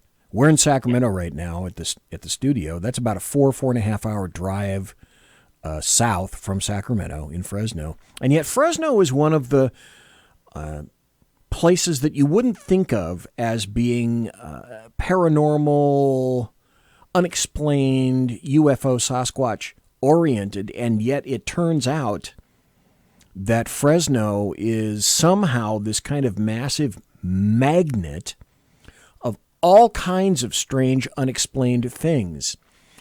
Can you give us, Alan Thomas, a little bit of an update in terms of what has been happening, perhaps in the world of Sasquatch, and or perhaps what's been happening in any Sasquatch sightings or UFO sightings, or any other kind of odd sightings or updates that have occurred, kind of in the Fresno area, and or things that you may have encountered or seen yourself recently? Kind of an update, if you will. Well, recently, everything's on the uptick. Orbs, UFOs, Bigfoot, Dogman. You know, all of a sudden I've been hearing about Dogman. People are seeing Dogman. And then also that dinosaur that flies, pterodactyl. Oh, pterodactyl, right. Yeah, pterodactyls off the charts. But recently, during deer season, I got all kinds of reports, and one of them was east of Fresno at a lake. I mean, this is really interesting, so I'll tell you about it. And it's recent, like September. There was a guy, he wasn't hunting, he was fishing, and he seen this orb come over the mountain, flying over the trees, and then it came down to the lake and was hovering about 2 feet off the water, moving towards him. I guess not hovering, but moving towards him. And when it got about 50 yards from him, it dove into the drink and went into the lake. Or maybe it was even close. Maybe it was 5 yards. Yeah, 5 yards. I mean, it was coming right at him and starting to freak him out. And then right as it hit the water and went under, a Bigfoot comes running out of the woods behind him, runs smack by him 2 feet away, and then dives in almost exactly where the orb went under. And then he didn't see the Bigfoot again, but he didn't stick around either. He said, you know, he was making tracks. He made it to his truck and he got out of there. And that's a recent one. And then we have this weird thing that has been going on for 3 years now. And usually in the summertime, it dies off. You don't get too many calls. And then here now it's as fall hits around October, everything picks up again around the rivers in the valley. And if the river runs through a city, then the Bigfoot reports are in the city. And we're going to be checking that out here in the next few weeks. That's where we're going to be looking in this little town of Reedley. You guys can Google that, or, you know, Google Earth it and look and see how the river runs through there. But it actually, the Bigfoot reports run way off at the headwaters of the Kings River, way up in the mountains, all the way down past Reedley, you know, just all along the river. And we strategically pick areas where people have rocks thrown at them and hear like big screams that pierce them or rattle them really bad, ear piercing or body shaking, screams and growls and stuff. And so that's where we're at right now with Bigfoot. And the UFOs, they're high flyers right now. Nothing really low, I haven't heard, but only like the other day someone seen 100, estimating around 100 of them flying over them the other, like 3 nights ago. It's funny you should mention that. I'm looking at this site right now, Sputnik News, and it came out, now this is October. It says a big wake-up call, giant UFO over California reportedly seen by more than 100 witnesses. People believe that it couldn't be mistaken for a drone or a skydiving vessel. It didn't move, and it emitted no sound whatsoever. And now that's an interesting point. I can see where people would think that UFOs could be confused with drones, but you and I both know that in their own loving little way, drones are loud as hell. Yeah. And they're little.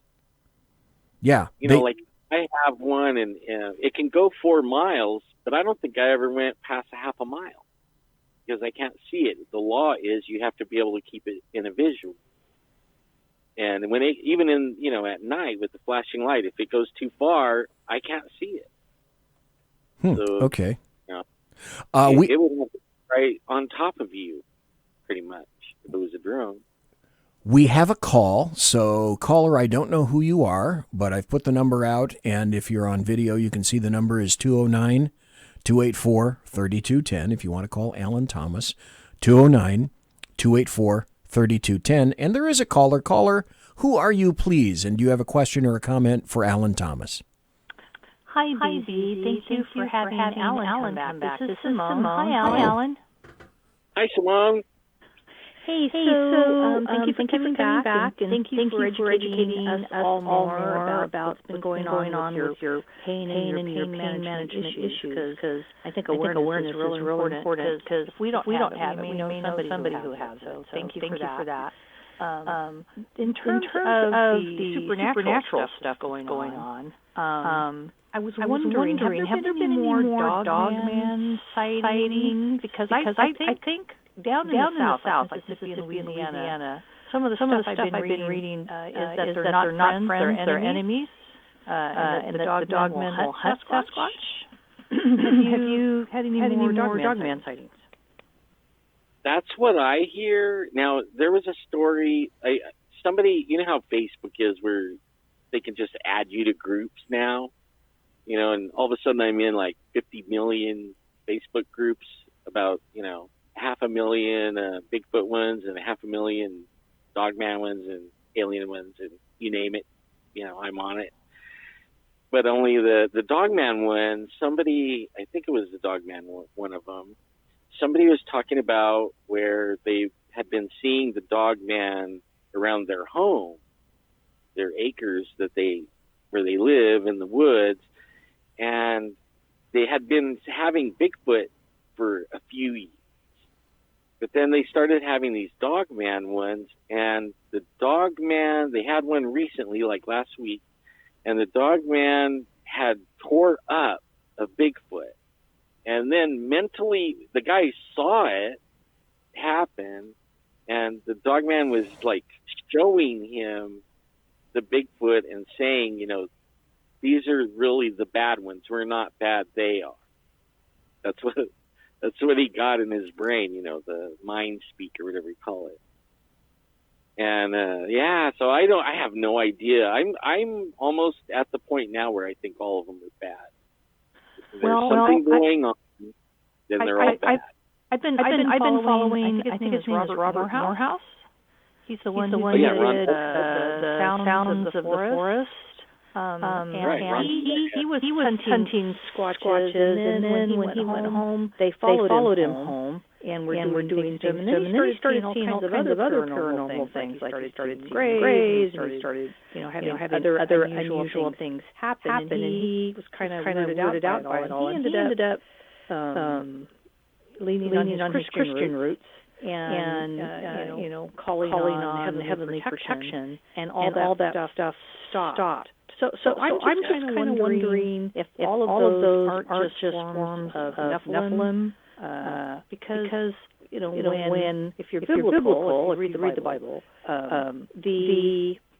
the Watchers who were angels came down and were stuck down here because they were messing around with the women, and they had babies that were giants. When those giants killed each other, their souls were kind of loose, and those souls were not allowed back in heaven. So they're always looking for something to reincarnate into. And so there's a lot of speculation that the Greys are created beings, and maybe the souls of those giant people are in there, and maybe some of the same stuff with some of the Sasquatch. I don't know. What are your thoughts? I kind of feel the same way, and you know how. I mean, this is from years of research now, and I know a lot of people think this is whack, but they don't like talk to as many people as I do and research this stuff as much as I do. I mean, I hang out with people that have been abducted maybe all their lives, and one of my best friends that we go out all the time, he's been abducted a bunch of times. But what I think they do, when you talk to abductees, they scoop the skin, they take, their, but their sperm. Right. Yeah, they sample all that stuff in there. They take the eggs from the women, and I have a feeling they are creating these containers by DNA or what we're seeing now, where they can clone and all that kind of thing. I think they always had that technology. I think they are making these container things, and that is for these spirits to be in. Right. And I kind of agree with that because when you read the Bible and they said, that's why the flood happened because genetics got all messed up. They're not only were the angels making weird genetic things, but they inferred that the people understood genetics too, and so that's why there were unicorns and half animal, half people kind of creatures around because they wanted containers, right? And I don't know if I ever shared with you or people here. I saw a gray in my youth, and scared the crap out of me. I was 12, and it was in the house. And I as I was walking from my bedroom through my brother's bedroom, turning right into the bathroom, and I flipped on the light, and there was a little 4-foot gray. I startled him or it. As well, and it ran one way and I ran the other, and the next thing I know, I wake up in my bed. And it never occurred to me. I didn't start having my periods until I was like 19. And then as an adult, I never had a period every month. I had a period every other month. And it wasn't until just recently, since I've been doing a lot of research, I'm wondering if they didn't scoop a bunch of eggs out of one of my ovaries and emptied one side. That's why I only every other month I had my thing going on because the other one was shooting blanks.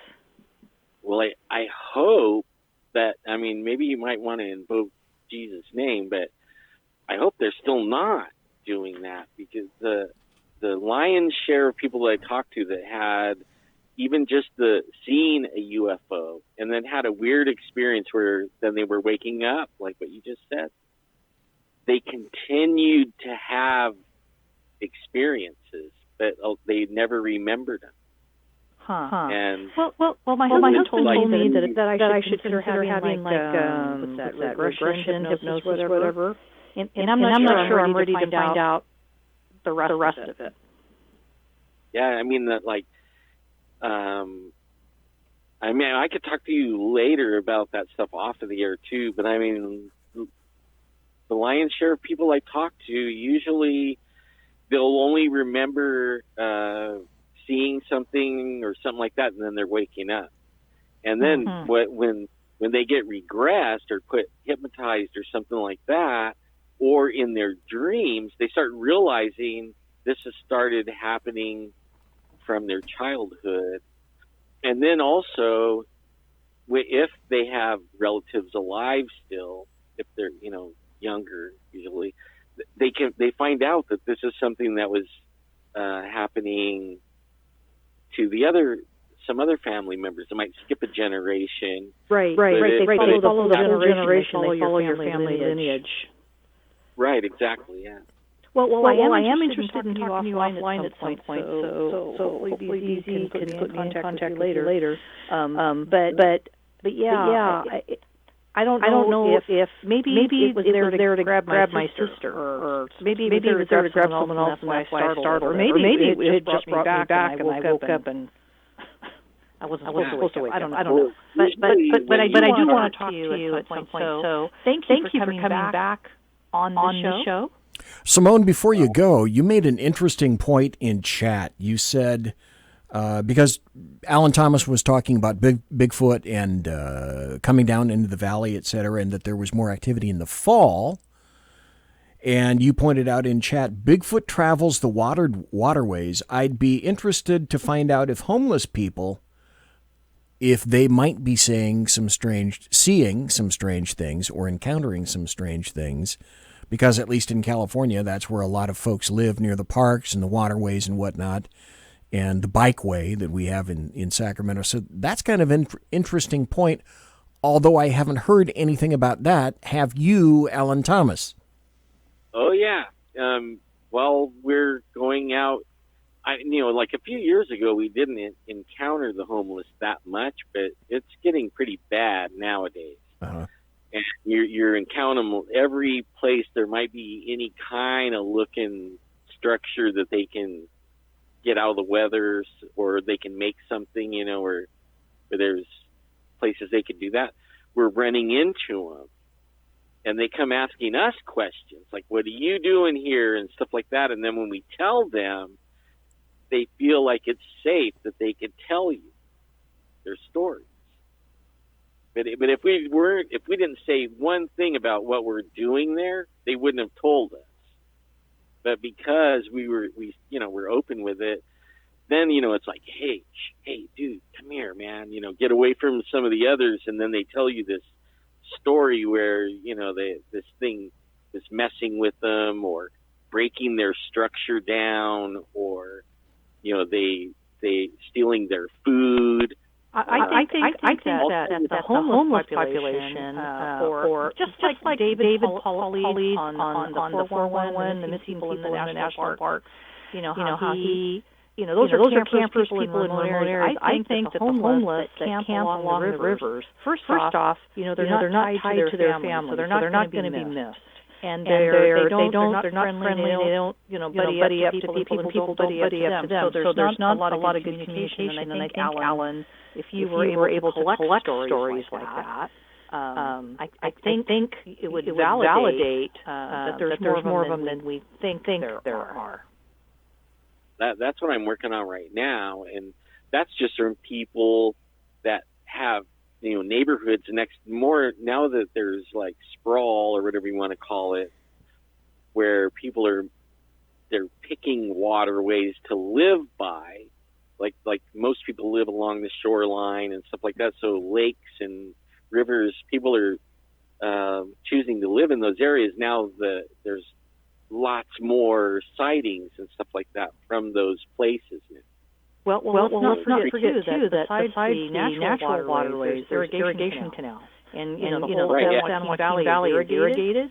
Well, look at the LA River. I mean, that used to be a river, right? But that's a huge highway for people not to get noticed. And here in Sacramento, they're having a big problem with nutria, which are like gigantic guinea pigs. And also there's a lot of wild pigs. And I think that's there's a ready food source for the dogmen and for Sasquatch, until they grab a person.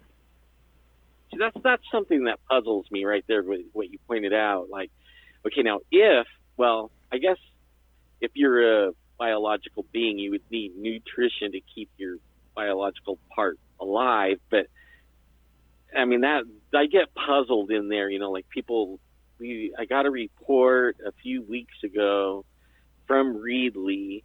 The people found little bitty baby tracks of Bigfoots in their backyard. They don't have kids. Okay. So there's no kids running around. They have fenced yards. It's a neighborhood. And here in the mud after the rain was these little baby kid tracks, barefoot kid tracks.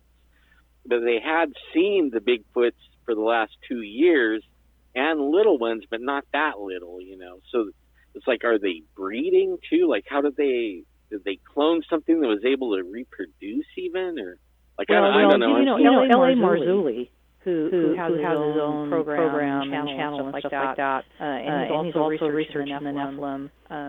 He was reporting on, I can't remember the lady's name, but they did DNA testing on hair and other Bigfoot samples, and they found that the mitochondrial DNA, which is the mother side, is human, and then the nuclear DNA, which is the other side, the male side, is unknown. And so not all hybrids are sterile. Like when you breed a horse with a donkey and a mule, allegedly the mules are sterile, but not always.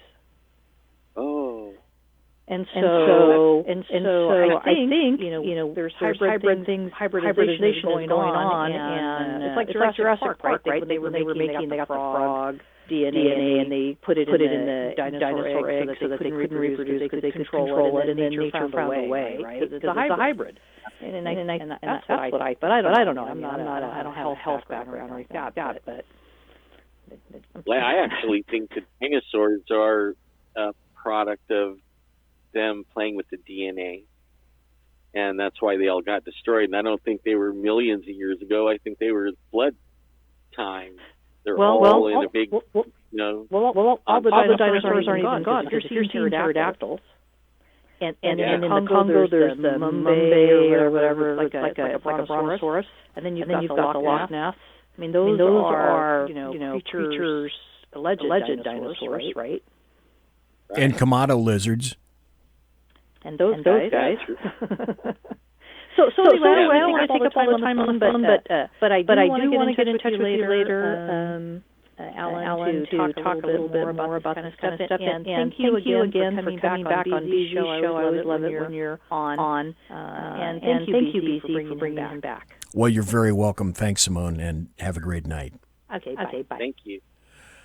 Folks, we've been talking to Alan Thomas. He's an Sasquatch, UFO, paranormal, unexplained hunter, investigator, researcher. We spoke for the first hour, probably almost hour and a half, about CRPS, which is Complex Regional Pain Syndrome. And folks, if you find yourself with that, you have it, or you know friends that do, contact Alan Thomas on Facebook, and he'll chat with you and let you know, in this big old world, you're not alone. And a lot of people have it, probably more than you think.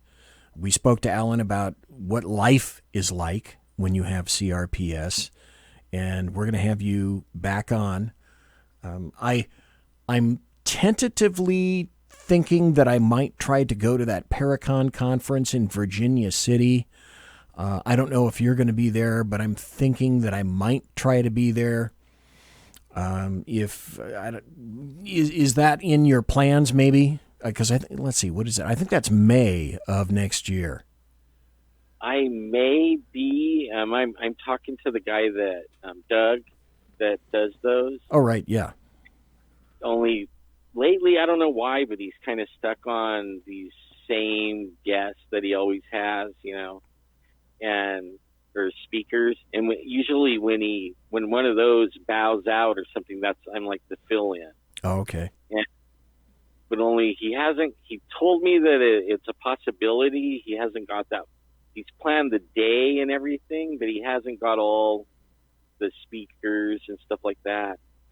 But only, like I went to that one. It's like they call that a state hospital like thing that they have over there. Right. Yes. In Jackson. Yeah. And no, this one's in Virginia City. Oh, okay. All right. House over there. And we went over there for Doug, and I he gave us a room in there. Oh, boy. And we stayed in there. And I took a friend along because I didn't want to drive all the way, over there by myself and everything.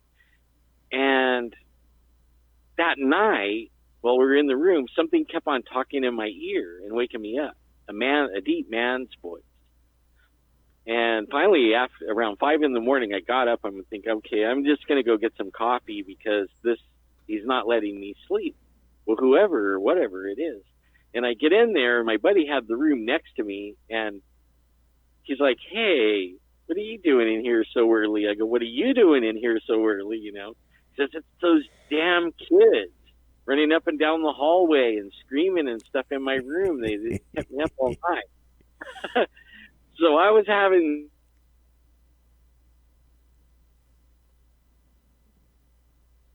Uh-oh. Did you just die?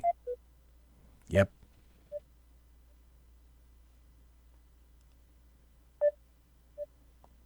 Okay. Well, Alan Thomas may have gone. It says connecting. Because I'd hate to hang up on Alan. Connecting. All right. Well, anyway, that was Alan Thomas. I'm BZ. Tomorrow night, we'll have a shot show, a Sackheads Against Tyranny. And I know that for a fact because I got a message from Clint who said for the first time since October, he's going to be available for a shot show tomorrow night. Okay. All right. I'm a little hesitant, a little leery, but still. Monsieur has unlocked!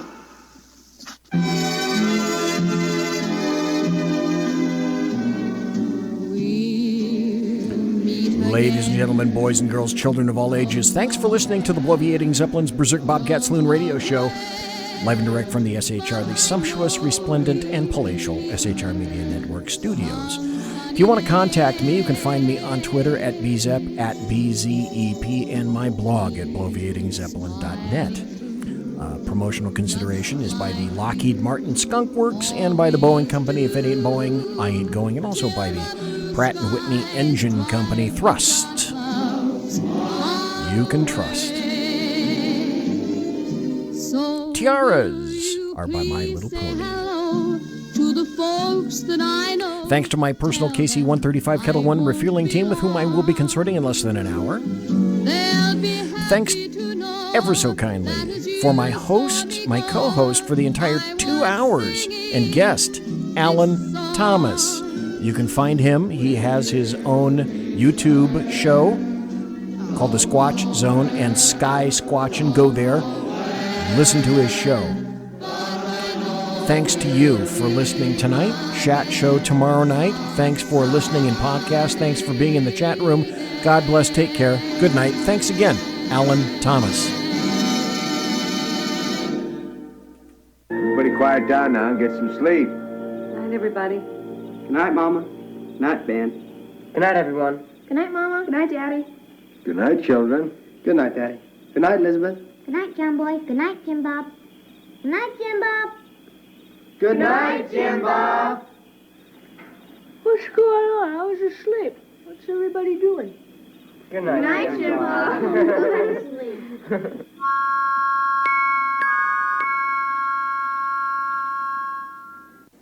Good night, and good luck.